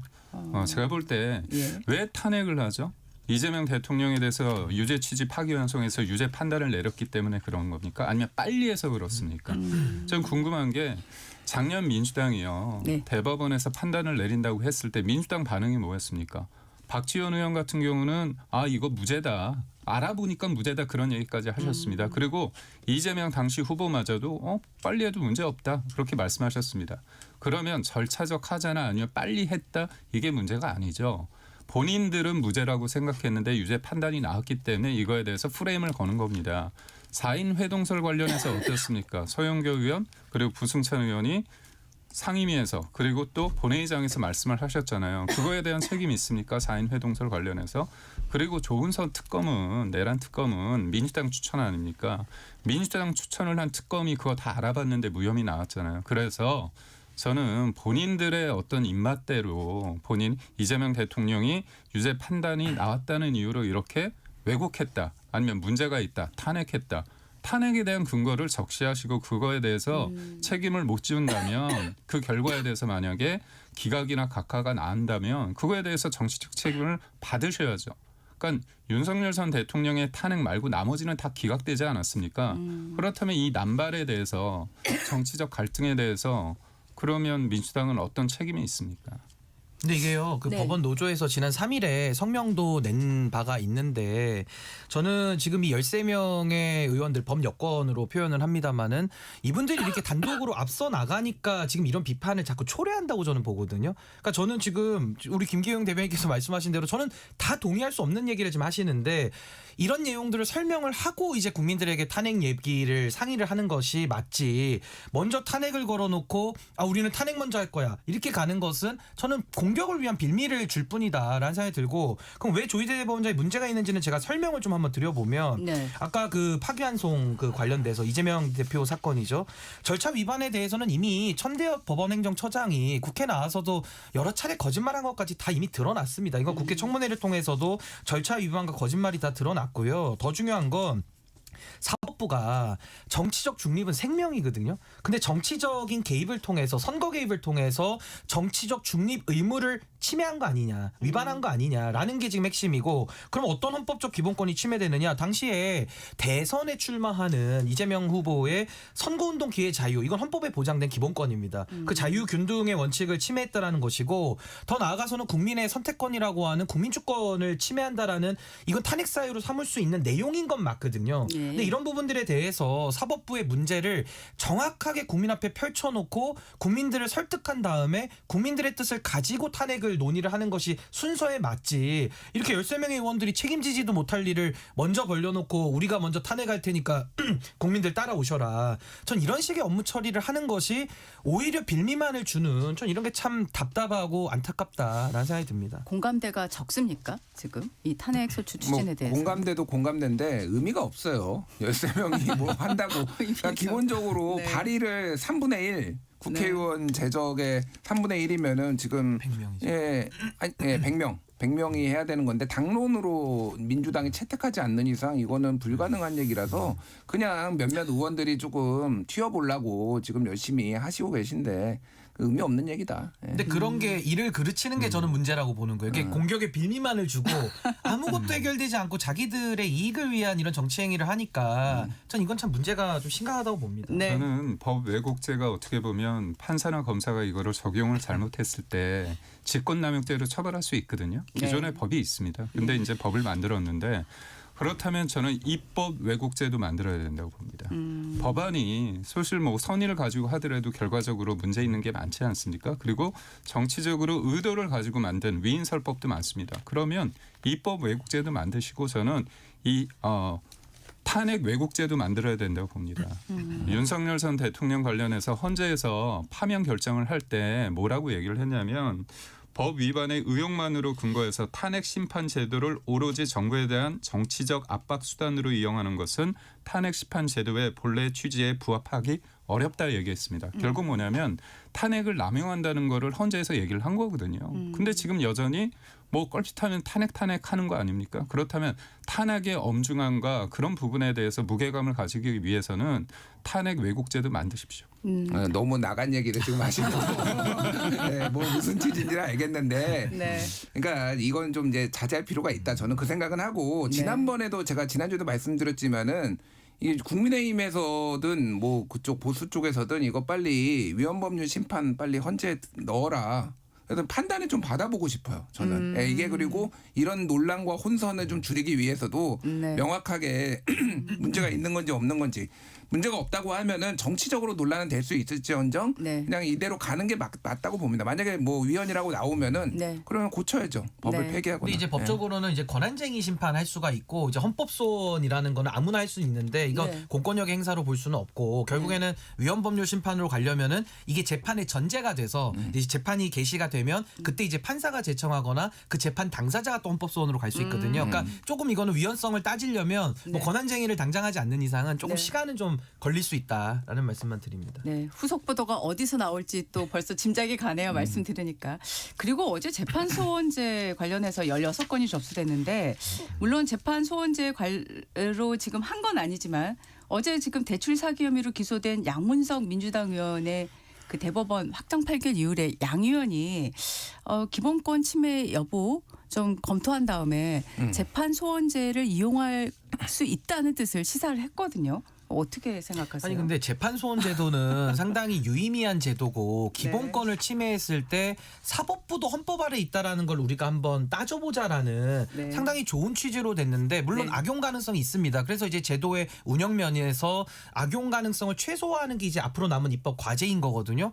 근데 그 법을 발의하고 통과시킨 민주당에 소속됐던 이 양문석 전 의원이 아직 전 의원이라고 하면 안 되지 그 않습니까? 양문석 의원이라고 제가 일단 표시를 네. 하겠습니다. 네. 양문석 의원이 이걸 가지고서 지금 헌법소원을 검토하겠다라고 하면 이걸 국민들이 볼 때는 아니 법을 만든 사람들이 악용 가능성을 먼저 하나? 이런 식으로 이게 보인단 말이에요. 그러니까 헌법소원 제도라는 건 약자들 그러니까 소위 말 대법원에서 심리불속행 기각이라고 해서 그냥 판결 이유도 안 쓰고 그냥 기각해버리는 경우들이 많거든요. 그러니까 사실상 어떻게 보면 2심제를 하고 있는 게 우리의 현실인데 그런 분들 구제하자라고 이 제도를 만들었고 앞으로도 이런 뭐 힘 있는 사람들 또 억지 쓰는 사람들도 분명히 있잖아요. 그분들을 어떻게 걸러낼 것이냐 이제 이거 논의를 해야 되는데 갑자기 양문석 의원이 이거 딱 판결 나오자마자 대법 판결 나오자마자 내 기본권 이런 식으로 나오면은요.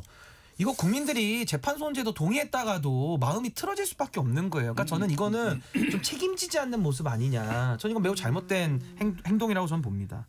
그 말씀드리면은 죄송합니다.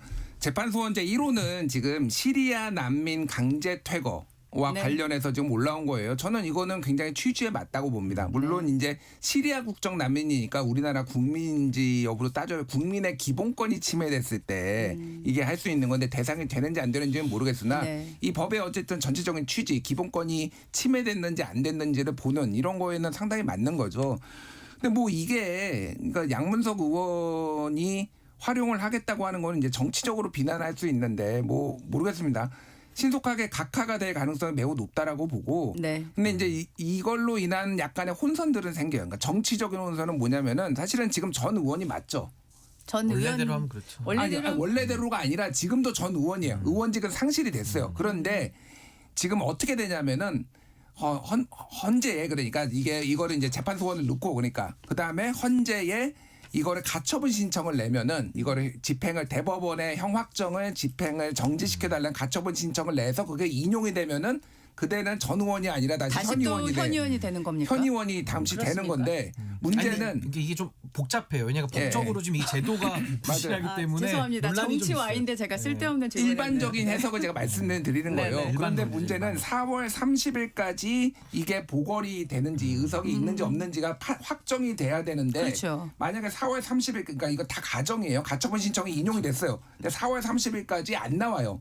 그러면은 여기는 보궐선거가 안 열릴 수도 있다라는 해석도 있어서 그러니까요. 그러니까 헌재가 그러니까 양문석 의원이 빨리 판단을 해야 되고 갈지 말지를 그리고 헌재가 네. 이거를 신속하게 해서 좀 다 가르마를 타줘야 되는 아니 상황이에요. 근데 정확하게 말하면은 이제 일반 법리를 말씀하신 거니까 전 의원은 맞죠. 그러니까 대법원에서 판결이 나오면 최종 효력이 그 즉시로 생기거든요. 네. 그렇기 때문에 이제 전 의원이 맞는데 저도 뭐 양문석 의원 같은 경우는 어쨌든 본인이 뭐 이걸 재판 소원을 가지고 다퉈보겠다고 하니 이제 여기에 대해서는 또 그 지위에 대해서는 또 논란이 있는 거 아닙니까? 그렇죠. 그러니까 제가 아까 네. 말씀드린 건 네. 이런 논란을 스스로 재판 소원 제도를 만든 주체 쪽 쪽에서 이런 논란을 만드는 것이 전 굉장히 이건 문제가 크다라는 말씀을 드린 겁니다. 사실 민주당 입장에서 재판 소원을 만든 건 이재명 대통령이 공직선거법 허위사실 공표죄 관련해서 유죄 취지 파기환송 이거는 무죄가 나올 가능성은 제로죠.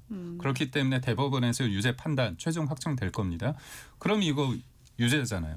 그렇기 때문에 4심제로 끌고 가서 헌재 결정을 다시 받아보겠다는 위인설법이잖아요. 정치적 의도가 있고 1심에서 머무는 것 같은 경우는 지금 민주당이 집단적으로 유시민 작가님의 용어를 빌린다면 미쳤다 그렇게 표현하는 거 아닙니까? 공소 취소를 통해서 1심에서는 재판을 아예 삭제하고 대법원에서 나름대로 유죄 판단이 나온 건 4심제로 끌고 가고자 하는 정치적 의도가 보이는데 그때 이 부분에 대해서 4심제 관련해서 저희가 힘 있고 돈 있고 백 있고 시간 있는 사람들이 악용할 것이라고 했는데 딱 그 케이스가 이 케이스가 되는 거잖아요. 결국 뭐냐면 사법부의 최종 판단에 대해서 형행화되는 겁니다. 그리고 갈등이 계속 증폭되는 거고 정치적 생명 연장을 위한 일종의 소모품으로 이용되는 거거든요. 네. 그래서 이게 뻔히 보이는 상황이었습니다. 그러면 역으로 본다면 민주당 입장에서는 왜 항소 포기는 왜 합니까? 4심제까지 한다고 하는데 그러니까 선택적으로 본인들한테 유리하고 본인들과 관련된 사람들은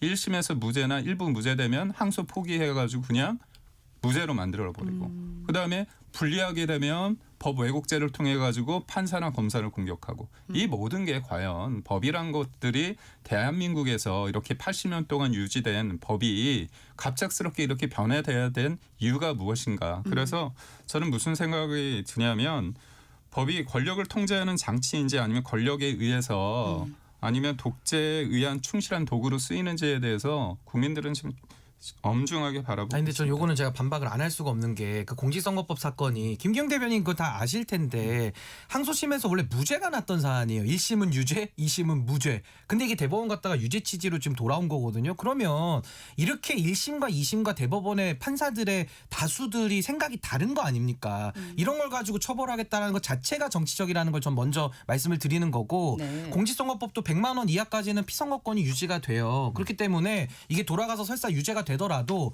항소심 판단을 또 봐야 되는 거죠. 근데 이걸 가지고서 마치 이재명 대통령이 모든 것을 본인을 위해서 한다라는 식으로 정치적 의도라고 말씀을 하시면은 전 상당한 좀 비약이 있다. 그런 말씀을 드리고 싶습니다. 간단한 문제입니다. 그러면 이 모든 것들 무죄가 관련해서 이재명 대통령이나 민주당 측에서 본인 사건과는 상관없이 한다. 이렇게 말씀하시면 됩니다. 네.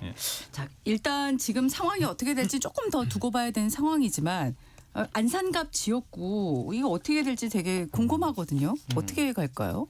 그러니까 뭐 민주당의 전략공천 말씀하시는 거예요? 그런 것도 있고 또 사실은 혁신당의 조국 대표 같은 경우도 지금 어느 보궐선거 지역으로 나오느냐 관심이잖아요. 근데 뭐 혁신당 쪽에서는 군산 얘기도 또 나오기도 하지만은 또 수도권이라는 의미에서 보면 여기 안산갑 여기로 해야 되는 게 마땅하지 않냐 이런 얘기도 있어서요. 그러니까 민주당에 좀 유리한 지역구예요. 전체적으로 과거의 사례를 봤을 때 좀 무난하게 당선될 가능성이 높은 데니까 군침을 흘리는데 지금 나오는 얘기로는 이제 저기 김남국 대변인, 민주당 대변인 그리고 김용 전 민주연구원 부원장 그리고 이제 전해철 의원 좀 가능성은 떨어지는데 전 의원 뭐 이런 분들이 얘기가 나와요.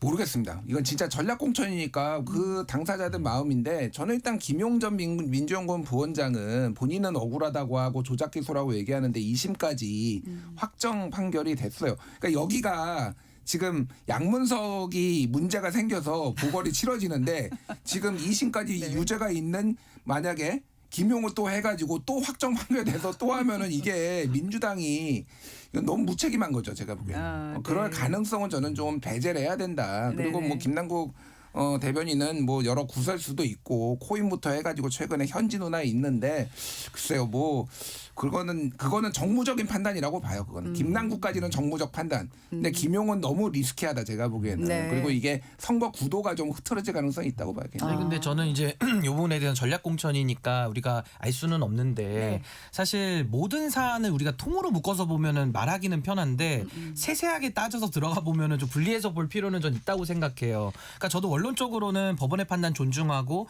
법원에서 결정이 나왔으면 책임지는 게 맞는데 그 안에는 지금 이재명 대통령을 중심으로 해서 그때 같이 정치하셨던 분들에 대한 표적 수사의 문제가 분명히 남아 있거든요. 그러니까 저는 지금도 뭐 검찰 개혁이라고 제도 개혁 완성하는 것도 의미가 있지만 더 중요한 거는 진상 규명을 통해서 피해자들을 구제하고 가해자들을 벌 주는 문제도 좀 반드시 남아 있다고 보는 겁니다. 저는 그 안에 김용 부원장의 사건이 들어간다고 보는 입장이고 아마 원칙론을 강조하시면 또 생각이 다르실 수 있는 건데 이렇게 논란이 있잖아요. 그렇다고 한다면 전 여기에 대해서는 선거를 통해서도 한번 국민들의 뜻을 좀 받아볼 수 있는 여지는 열려 있다. 저도 원칙론에 대해서는 김준일 대표님의 생각에는 동의는 하나 윤석열 시대의 검찰권 남용 사례로 꼽히는 것들이라면 우리가 통으로 묶어서 다 볼 건 아니고 하나하나 좀 뜯어볼 부분은 좀 있어서 전 민주당에서 이건 전략적으로 좀 판단을 하게 되지 않을까 싶습니다. 네.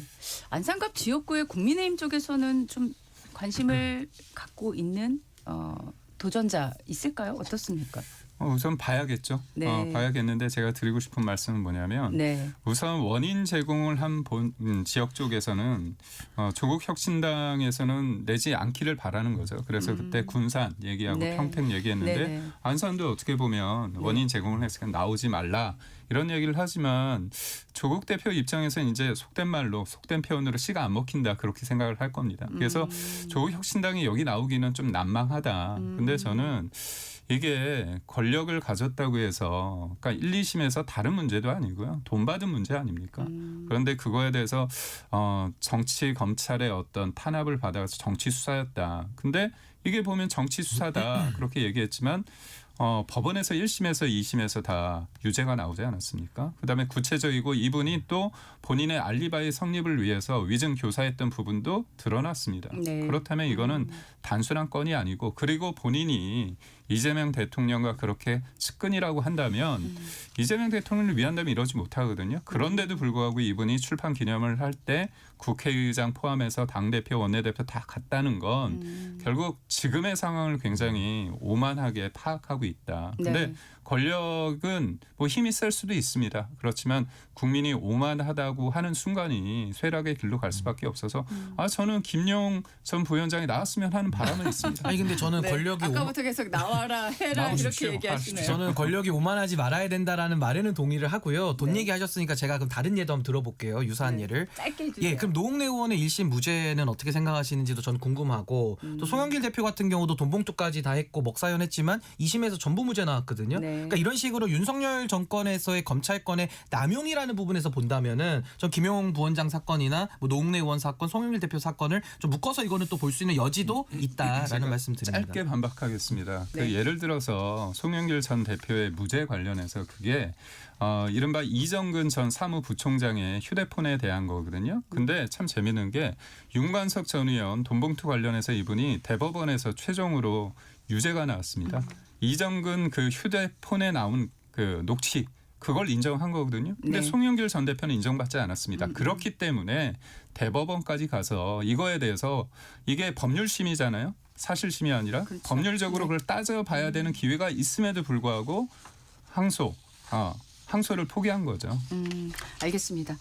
자, 지금 오세훈 시장은요 공천 접수를 또 안 했어요. 근데 이 와중에 또 등장하는 인물이 김종인 전 비대위원장 배수진을 치라는 조언을 들었다 이런 보도까지 나왔는데 어떻게 보세요? 공천 신청 이거 배수진 치고 끝까지 뭐 혁신 선대위 뭐 이거를 관철시키려는 의도일까요? 어떻게 생각하세요? 선거는 나가겠다고 했잖아요. 네네. 나가겠죠. 그러니까 지금 가불관계가 바뀌었다. 저는 뭐 이런 표현을 그 전에는 이제 당권파나 당 지도부나 공관위가 갑이었다라면은 오세훈의 힘을 이 미등록 사태로 인해서 그 뭐 이제 그 전에 뭐 남양주 회동도 있다고 하지만은 오세훈의 힘을 확인을 한 거잖아요. 사실은 오세훈 시장 안 나오면 서울시장은 지금 마땅히 누가 있나요? 이미 다 나경원, 뭐 신동욱, 안철수 다 불출마 선언한 상황에서 그러니까 대안이 없는 거예요. 그거를 알고 지금 그런 거고 길게 보면은 이제 비윤 반윤 뭐 이제 지금 당권파와 좀 반대되는 거에 여러 정치인들이 있는데 그러니까 한동훈도 있지만은 본인이 좀 존재감을 드러내가지고 향후에 정치적 이제 뭐 당을 뭐 전당대회 나올지 안 나올지 모르겠습니다. 이런 것까지 좀 길게 보고 포섭을 하는 것 같아요. 어떻게 보세요, 김기웅 대변인께서는? 그건 혁신 비대위를 할 수 있죠. 근데 이제 좀 빨리 하자. 그런데 저는 특정 인물에 대해서 징계, 사실상 이제 배제하는 부분이 좀 있는데요. 저는 사람에 대해서 너무 집착할 필요는 없다고 봅니다. 네. 그러니까 우리가 가다가 문제가 있기 때문에 비대위로 하는 국면이라면 사람을 바꿔야겠지만 지금 선거 국면이면 네. 뺄셈의 정치가 아니라 덧셈으로 해야 되거든요. 그렇다면 이런 사람을 좀 더 비대위 아니 혁신에 좀 넣었으면 좋겠다. 그런 식으로 가야지 특정 인물을 하다 보면 상대편의 어떤 변화의 인신의 폭을 줄일 수 있다. 알겠습니다. 네, 1부 마치고 2부로 다시 돌아오겠습니다.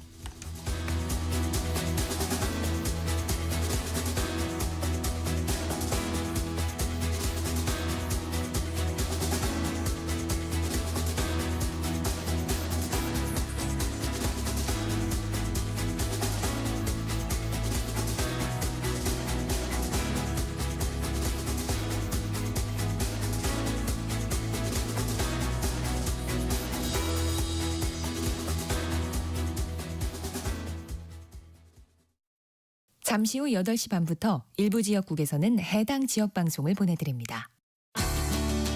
워렌 버핏은 가치 투자, 필립 피셔는 성장주 투자, 피터 린치는 장기 투자. 방법은 달라도 목표는 하나. 성기영의 경제쇼가 성공의 길로 안내합니다. 깊이 있게, 명쾌하게, 지금 이 시대 경제에 관한 모든 것을 알려드립니다. 평일 오후 4시 5분 성기영의 경제쇼와 함께하십시오.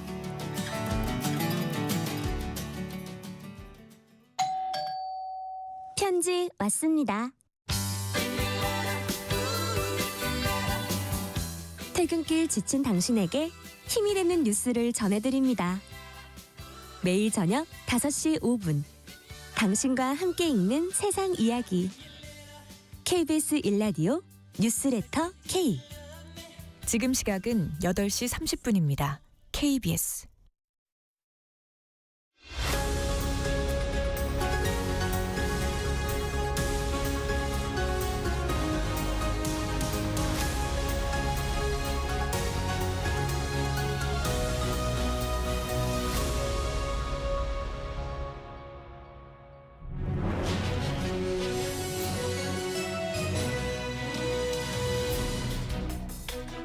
네, 서울시장 공천 신청 계속 하지 않고 있는 오 시장에 관련한 얘기를 하고 있었어요. 지금 김기훈 대변인 잠깐 얘기를 네. 하셨는데 조금 더 시간을 드릴게요. 앞으로 그러면 오 시장 어떻게 할까요? 물론 선거는 나온다. 또 네, 무소속으로 네. 나오는 건 아니다. 이렇게 얘기를 했는데 네. 그러니까 이게 오 시장의 그 얘기는 사실 선거를 이기기 위한 어떤 최소한의 어떤 조치가 더 필요하다 이거죠. 근데 우리가 의총을 통해서 윤석열 전 대통령과의 정치적인 어떤 복귀를 주장하는 일체의 주장에 대해서 명확히 반대한다. 윤 어게인과의 선을 그었는데 이게 공통분모잖아요. 그 다음의 문제를 어떻게 할 것인가. 근데 지지율이 일정 부분 회복이 안 되는 부분이 있는데요. 이건 누굴 편을 드는 게 아니라 네. 실질적으로 여론조사 업체 관련된 분 전문가들한테 물어보면 네. 보수든 진보든 당내에서 이렇게 싸우면 지지율은 회복되지 않습니다. 그러니까 이거죠. 어떤 변화에 대해서 안에 있는 사람들이 이게 유의미하다고 얘기하면서 이거에 힘을 실어주면 외부도 그게 긍정적으로 보는데 안에서조차 이게 미진하다. 변했어? 그러면 외부에서는 더 공격하기 쉽거든요. 그래서 저는 지금의 상황이 미덥지 못하더라도 못 미덥더라도 일정 부분 등록을 하시고 여기에서 자기의 역할을 찾는 게 현실적이지 않을까 그런 생각을 하고 이게 이른바 벼랑 끝 전술이 될 수 있는가 했을 때 본인은 어쨌든 나온다고 말씀을 하셨거든요. 네네. 그렇다면 이 상황을 인정하는 선에서 의견을 제시하는 게 좋을 것 같고 또 저희 입장에서 당 입장에서는 뭐냐면 네. 거기에 윤희숙 전 의원이 또 있고요. 네. 이승현 무역협회 부회장도 있고 네. 이상규 당협위원장도 있는데 이 세 분은 올라와 있는 상태잖아요. 네. 내 어떤 개인을 통해 가지고 추가 모집을 또 계속할 수 있는가에 대해서는 형평성 문제도 좀 있거든요. 예, 그런 취지에서 본다면 저는 좀 열려 있을 때 대승적으로 하시고 여기에서 좀 치열하게 또 의견을 제시하면 어떨까 생각합니다. 지금 이 국면이 오래 끄는 게 오세훈 시장한테 유리한 걸까요? 어떻게 저는 뭐 생각하세요? 오세훈 시장이나 국민의힘 모두에게 좋지 않은 상황으로 가고 있다 이렇게 보는데 네. 사실 공천이라는 게 공적으로 하는 공당의 아주 중요한 업무 아니겠습니까? 네. 근데 과거에도 대통령 후보 경선 때도 한덕수 후보 교체 사건까지 또 떠오를 정도로 이 공천 관리 자체가 아예 안 되는 지금 정당의 상황 아닌가 그런 생각이 들고 아까 우리 김기용 대변인이 말씀하신 대로 이미 서류 내고 기다리고 있는 후보들도 있는데 그럼 그분들은 뭐 그냥 들러리를 쓰는 게 아니잖아요. 네. 그러니까 이런 형평성 문제가 분명히 있고 네. 또 하나는 오 시장이 좀 어떤 배수진을 쳤다고는 하지만 시기가 너무 늦은 겁니다. 그러니까 진작에 당을 바꿔낼 수 있는 여러 시기들이 앞서서 있었는데 네. 그때는 뭐 하고 있다가 이제 와서 공천 임박하니까 이런 식의 좀 배수진을 치느냐라는 게 있고 또 하나는 이게 만약에 나중에 극적 타결이 되더라도 시기가 너무 늦어지면 언제 선거 채비하고 또 선거 언제 치르겠습니까? 거기다가 방법론에 있어서도 오세훈 시장이 민심을 등에 업고 당을 자정하는 그런 노력을 하셔야지 지금 민심의 지지는 많이 못 받는 상황 속에서 당 내에서 본인의 거취를 가지고 약간 줄다리기를 하는 이런 투쟁의 모습은 전 별로 오세훈 시장에게도 플러스가 되기는 매우 어렵다라는 생각이 듭니다. 지금 장동혁 대표가 윤리위에 제소된 모든 징계 사건에 대해서 지방선거가 끝날 때까지 추가적인 징계 논의를 하지 말아달라. 당 윤리위원회 요청했다. 왜 이 시점에서 이 말을 또 했을까요? 왜 또 이 시점인가요? 근데 이것도 자기 모순인 게 윤리위가 독립적이라면서요. 그동안에 한동훈 전 대표 징계할 때는 독립적이니까 우리는 아무 관여도 못해요라고 하면서 비겁하게 숨어 있다가 인제 와가지고는 윤리위한테 하지 말아달라고 이게 본인들의 말이 앞뒤가 안 맞기 때문에 저는 윤리위 가지고도 저는 국민들 앞에 석고대죄하고 당을 원상 회복으로 정상화시키는 것 외에는 저는 뭐 달리 지금 이런 식의 어떤 동결 상태로 가는 것은 유효적절한 전 대안이 되지 못한다라고 봅니다. 그 배현진 의원 같은 경우에는 지금 고성국 씨와 윤민우 윤리위원장 살리고 한 전 대표의 징계 취소나 복당을 막으려는 얕은 수다 이렇게 비판을 했거든요. 이게 징계에 올라온 게 네. 그쪽 얘기만 있는 게 아니라 네. 당협위원장들이 한동훈 전 대표가 대구 갔을 때 동행을 했던 8명인가 9명 의원에 대해서도 징계해달라고 돼 있거든요. 네. 근데 저는 징계를 할 때 저는 반대를 많이 합니다.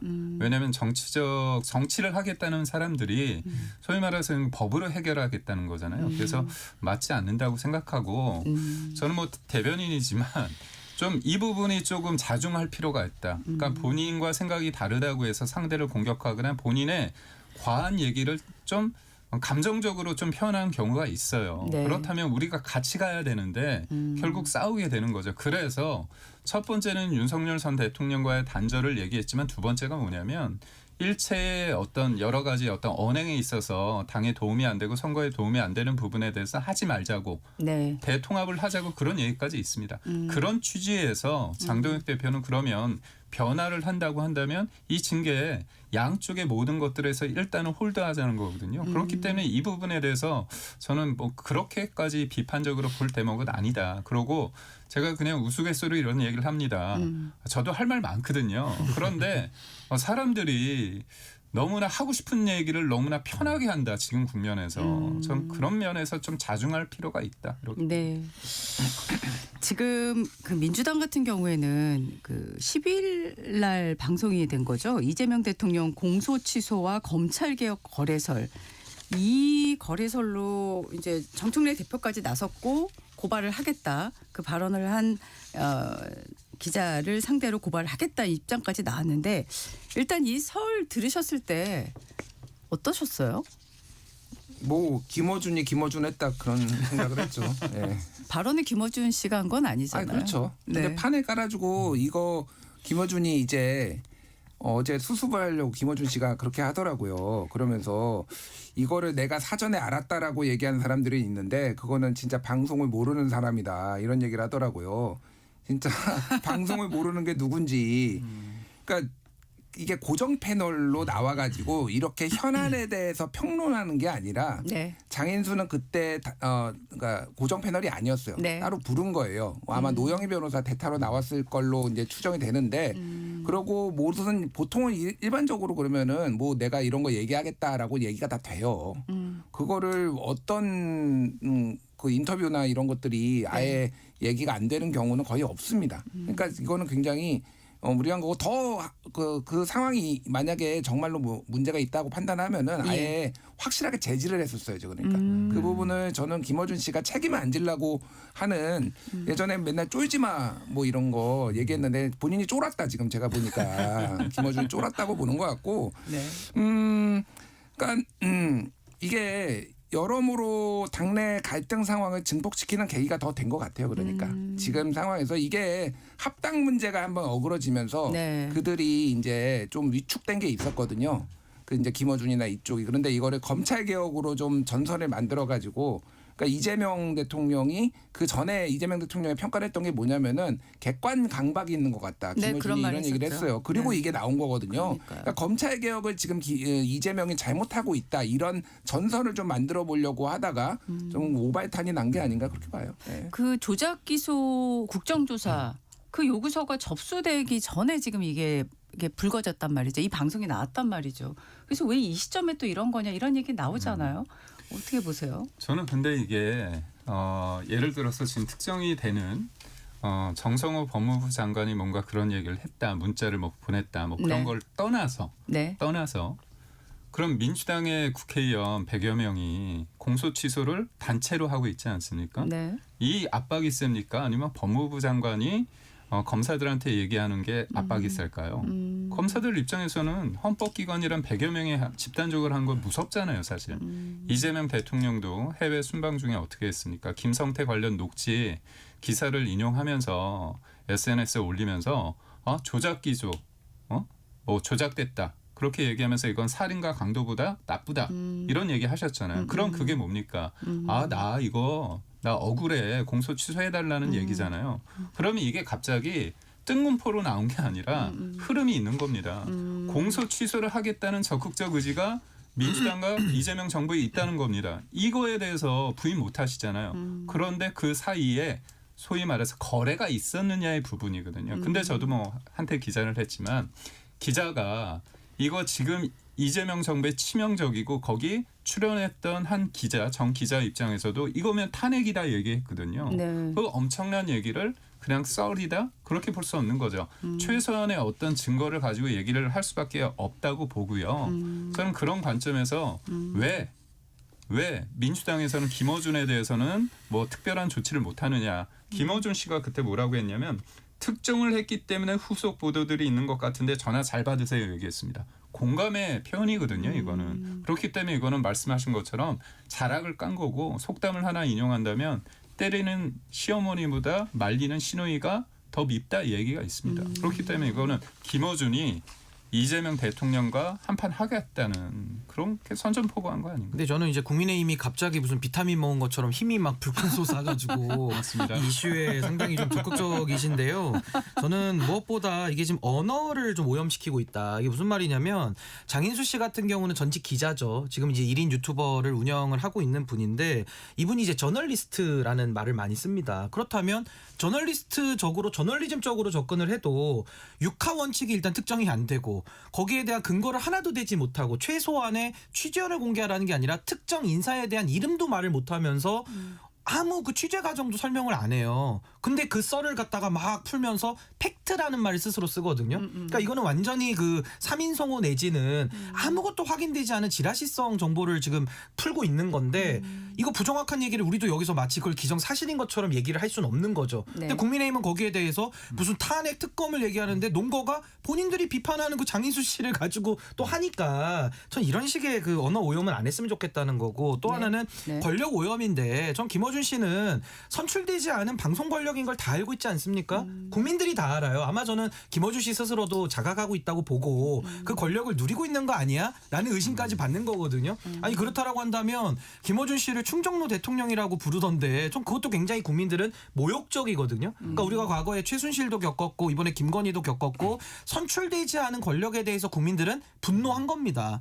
실제 대통령도 우리가 탄핵을 2번이나 하지 않았습니까? 그렇기 때문에 이런 식으로 저는 김어준 씨가 본인의 영향력을 확대시켜 나가는 것은 매우 잘못된 일이고 우리가 그런 아픔을 겪은 우리 국민들께서 어떤 권력을 잘못 운영하는 거에 대한 아픔과 상처가 있기 때문에 네. 전 김어준 씨는 정말 자중하고 본인의 그 권력화된 행위를 멈추지 않으면은 전 안 되기 때문에 이제는 김어준 씨의 책임을 촉구하는 단계는 전 지났다고 보고요. 네. 민주당 스스로 전 전연을 해야 되는 거 아니냐 그 생각이 듭니다. 그 되게 재밌는 게 아까 신인규 변호사가 얘기했는데 JTBC였나 거기에서 예. 국민의힘이 뉴 김어준이 됐다. 아까 보더라고요. 시청하고 그래서 있어요. 최고위원회의에서 다 김어준 방송을 틀고 이렇게 보고 있다. 그런데 그동안 그렇게 욕을 하고 별로 신뢰도가 없다고 얘기하면서 이거는 왜 이렇게 신뢰도가 있다고 그렇게 보시는지 궁금하고 저는 김어준은 문제가 많아요. 그러니까 그리고 그 장인수도 문제가 많은 게 제가 여기저기서 듣는 거에 10분의 1도 저는 방송에서 얘기 안 합니다. 확인이 안 됐으니까. 크로스 체킹을 하고서 해야 될 거 아니에요. 그건 당연한 거예요. 근데 유튜브에서 혼자 떠드는 사람들이 결국은 이런 사고를 치는 거예요. 편하거든요, 그냥. 그러니까 되게 이거는 조심해야 된다, 진짜. 예. 네. 마무리 발언을 김어준 씨 네. 관련해서 민주당이 이렇게까지 하는 거 보면서 저도 좀 재밌습니다. 사실 재밌는데 최민희 의원 같은 경우는 그때 국회로 불렀잖아요. 김어준 씨 관련해서 암설조를 운영했다. 이거 사실과 아닌 거 아닙니까? 네. 그러니까 본인들이 필요할 때는 국회의원 달기 위해서 우르르 가서 큰절까지 하고 있고 또 이재명 정부의 어떤 뭐 비서실장, 뭐 각 민주당의 어떤 대표까지 가서 정청래 대표는 민심의 바로미터를 뭐라고 했습니까? 딴지일보 게시판이라고 얘기를 했잖아요. 그렇다면 장인수 개인에 대해서 문제 삼을 게 아니라 네. 그럼 지금 많은 분들이 공감하고 있다면 김어준 씨 관련해 가지고도 고소해서 네. 책임을 물어야죠. 알겠습니다. 자, 정초와의 오늘 세 분이 하시니까 확실히 시간이 모자라네요. 네.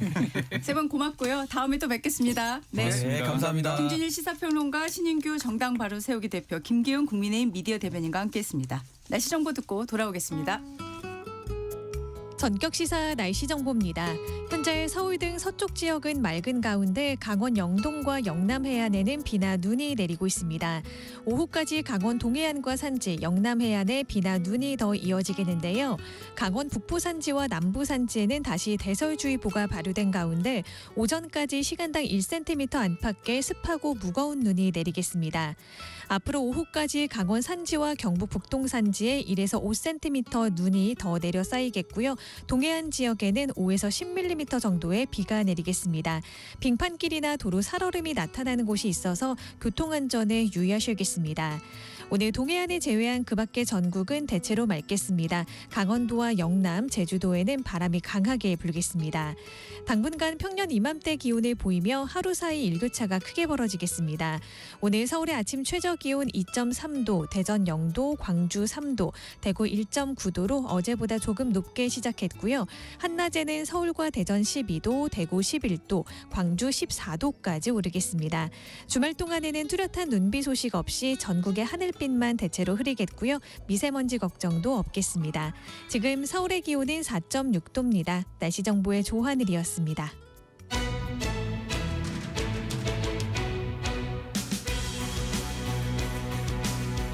재판 소원 제도가 새롭게 도입돼 바로 어제부터 시행이 됐습니다.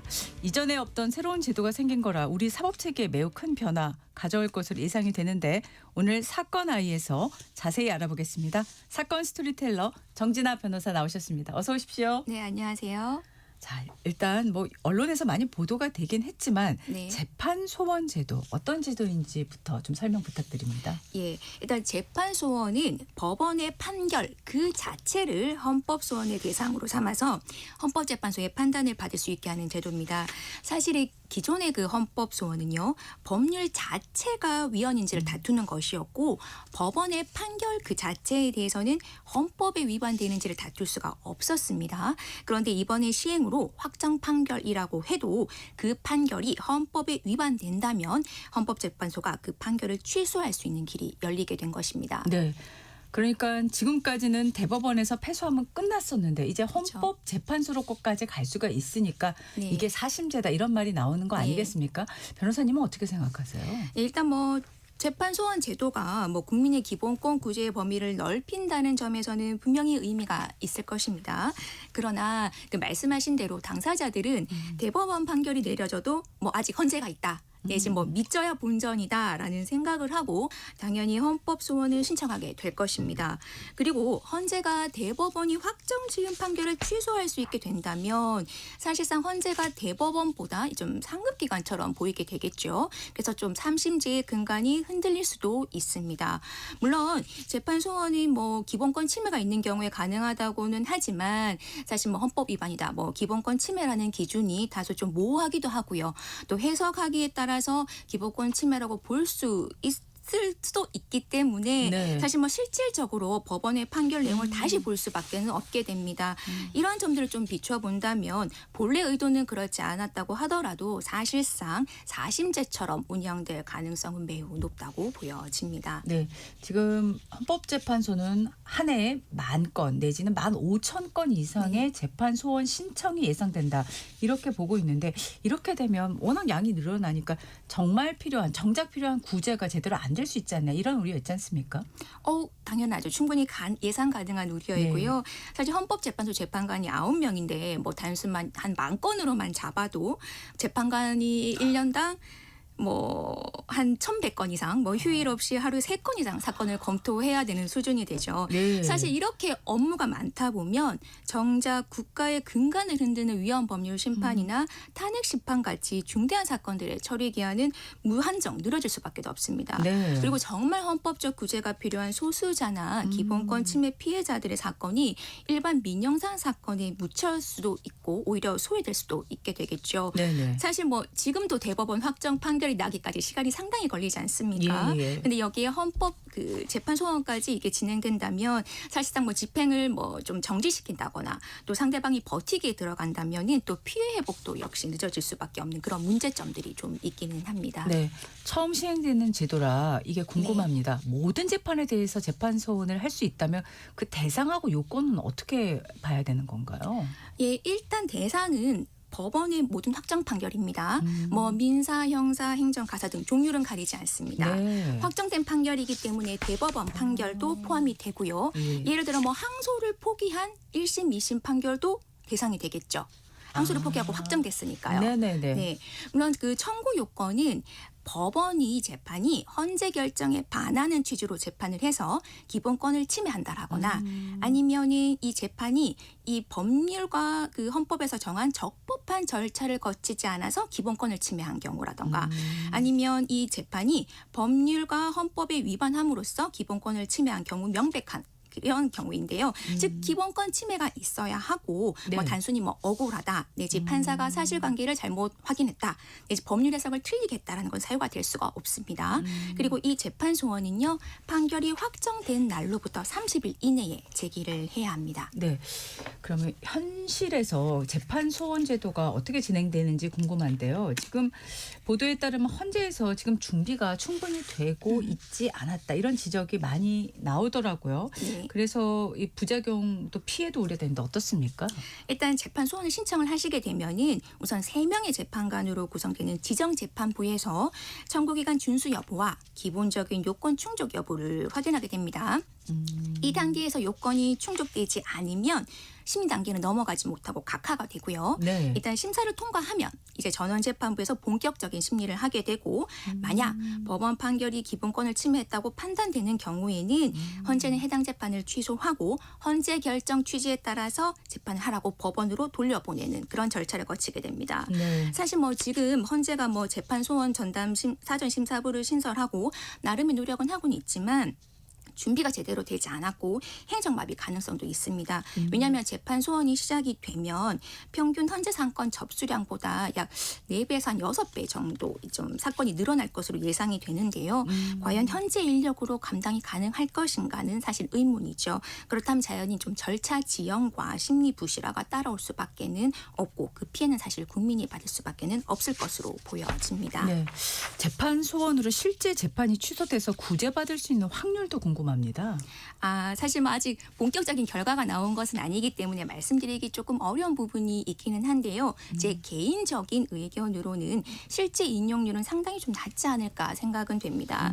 왜냐하면 이 법원의 판결이 기본권을 침해하였다는 어떤 이 직접성을 입증하는 것이 법리적으로 꽤 좀 어려울 것으로 보이고요. 네네. 그리고 실질적으로 헌재 입장에서도 법원의 판결을 마구 뒤집는 결정을 하는 게 사실 분명히 부담이 될 것이라고 보여집니다. 그렇기 때문에 누가 봐도 명백하고 중대한 기본권 침해가 있는 일단 소수의 좀 예외적인 경우만 인용이 되지 않을까 싶습니다. 참고로 우리보다 먼저 재판 소원을 시행하고 있는 독일의 경우에 연간 수천 건의 재판 소원이 제기되고는 있습니다만 실제 인용률은 한 1 내지 2% 정도라고 하니 이를 좀 참고를 해보시면 좋을 것 같습니다. 네. 또 현장에서 이런 우려도 있잖아요. 대법원하고 헌법재판소가 핑퐁 게임을 벌일 가능성이 어떻게 네. 보세요? 충분히 가능하다고 보여집니다. 왜냐하면 헌재가 그 재판을 취소하면 사건은 다시 법원으로 돌아가서 재판을 해야 하거든요. 그런데 법원이 헌재 결정은 존중한다. 하지만 구체적인 법률 해석은 법원의 고유 권한이다라고 하면서 똑같은 판결을 해버린다면 사실 의미가 없죠. 그러면 네. 또 그 재판을 다시 또 헌법소원으로 가게 되고 그러면 또 똑같은 일이 벌어지고 네. 사실 무한 다람쥐 쳇바퀴가 될 수 있는 거거든요. 사실 뭐 참고로 네. 이 재판 소원 사건은 아닙니다만 예. 그 GX 칼텍스 조세 소송과 관련해서 그 헌재의 한정위원 결정 기속력을 두고 대법원과 헌재가 좀 극심한 의견 대립을 한 적이 있었고요. 그 말씀하신 그 핑퐁 게임이 벌어진 일이 있었는데요. 이 사건 같은 경우는 2004년에 소송이 시작되었는데 종결은 2022년에 되었습니다. 거의 한 18년, 19년 정도 이렇게 걸린 그런 사건이 사실은 있기는 했습니다. 네. 자, 그리고 좀 일반인들이 조금 헷갈릴 수 있습니다. 재신제도하고요. 재판소원제도하고 구체적으로 어떻게 다를까요? 일단 두 제도는 논의의 관점이 좀 다른 거죠. 재심은 주로 판결에 기초가 된 뭐 증거가 잘못되었다거나 뭐 수사나 뭐 재판을 할 때 뭐 강압적인 부분이 있었다는 등으로 절차나 증거가 명백하게 잘못되었거나 그리고 그로 인해 사실관계가 오류가 있었을 때 하는 겁니다. 네. 그에 반해서 재판소원은 그런 뭐 증거나 절차, 사실관계 문제라기보다는 그 판결 결과 자체가 기본권을 침해했는지를 판단하는 것입니다. 그렇기 때문에 뭐 새로운 증거는 없지만 기존 증거와 사실관계를 바탕으로 했을 때 재산권이나 평등권 등 기본권이 침해되는 경우나 결과적으로 명백한 인권 침해가 발생한 경우라면은 좀 재판 소원을 검토해 보는 것이 좋을 것으로 보여집니다. 네. 재판 소원 신청이 접수된 건이 한 10여 건 되는 것 같습니다. 좀 소개 좀 해주시겠습니까? 일단 뭐 우선 1호 사건으로는요. 시리아 국적의 외국인이 내전을 피해서 한국에 입국했다가 난민 불인정 판결을 받은 이후에 강제 퇴거 명령 및 보호 명령 취소 소송에서 패소 판결을 받고 제기한 것이 있고요. 네. 뭐 2호 사건은 뭐 70년대 납북되었다가 귀환한 뒤 간첩으로 몰려서 옥고를 치른 어부의 유족이 국가로부터 보상을 받아야 하는데 그 보상 절차가 참 한 1년 3개월 정도 지연된 것이 있었습니다. 네네. 그에 대해서 손해배상을 청구를 했는데 패소를 했거든요. 네. 그래서 이 사건에 대해서 헌법소원이 제기되었고요. 참고로 좀 어제죠. 양문석 의원이 일단 사기 혐의와 관련해서 상고심에서 그 사기 혐의에 대해서는 이제 원심 판결이 확정되었지 않았습니까? 네. 거기에 대해서 의원직을 상실하게 되었는데요. 일단 양의원도 대법원 판결은 존중하지만 기본권을 간과한 부분이 있다고 하면서 변호인단과 상의해서 그 헌법재판소의 판단을 받아보려고 한다며 재판 소원의 청구를 시사하는 입장을 내어놓기도 했습니다. 네. 이미 재판 소원이 접수된 사건들이 이제 네. 실제로 재판 소원이 진행이 되면 어떤 점에 중점을 두고 판단을 하게 될까요? 일단 아까 말씀드린 1호 사건의 경우에는요. 일단 판결이 난 지 이미 좀 2달이 넘은 사건인데요. 예, 일단 판결 확정된 날로부터 30일 내에 청구해야 한다는 요건 충족 여부가 좀 관건이 될 것 같고요. 네. 또 말씀드린 2호 사건의 경우에는 법원의 판단이 헌법적 가치보다 국가의 행정적 편의를 우선시한 것인가, 재량권 행사가 어디까지 좀 헌법 심판 대상 될 수 있을 것인가가 좀 쟁점이 될 것으로 보여집니다. 네. 그리고 참고로 양 의원 같은 경우에는 만약에 하시게 된다면 현직 국회의원이 재판 소원을 제기하는 첫 사례가 될 것 같고요. 아무래도 재보궐 좀 선거가 좀 관심을 끌게 될 것 같은데요. 네. 일단 재판 소원을 신청을 하면서 만약에 가처분을 함께 신청을 하고 이것이 받아들여진다면 헌재 결정 전까지 의원 측은 유지가 될 것으로 보여집니다. 네, 오늘 말씀 여기까지 듣겠습니다. 사건 아인 정진아 변호사였습니다. 고맙습니다. 네, 감사합니다. 3월 13일 금요일 전기시사 오늘은 여기까지입니다. 저는 소현정이었고요. 월요일 아침 7시 5분에 다시 돌아오겠습니다. 고맙습니다.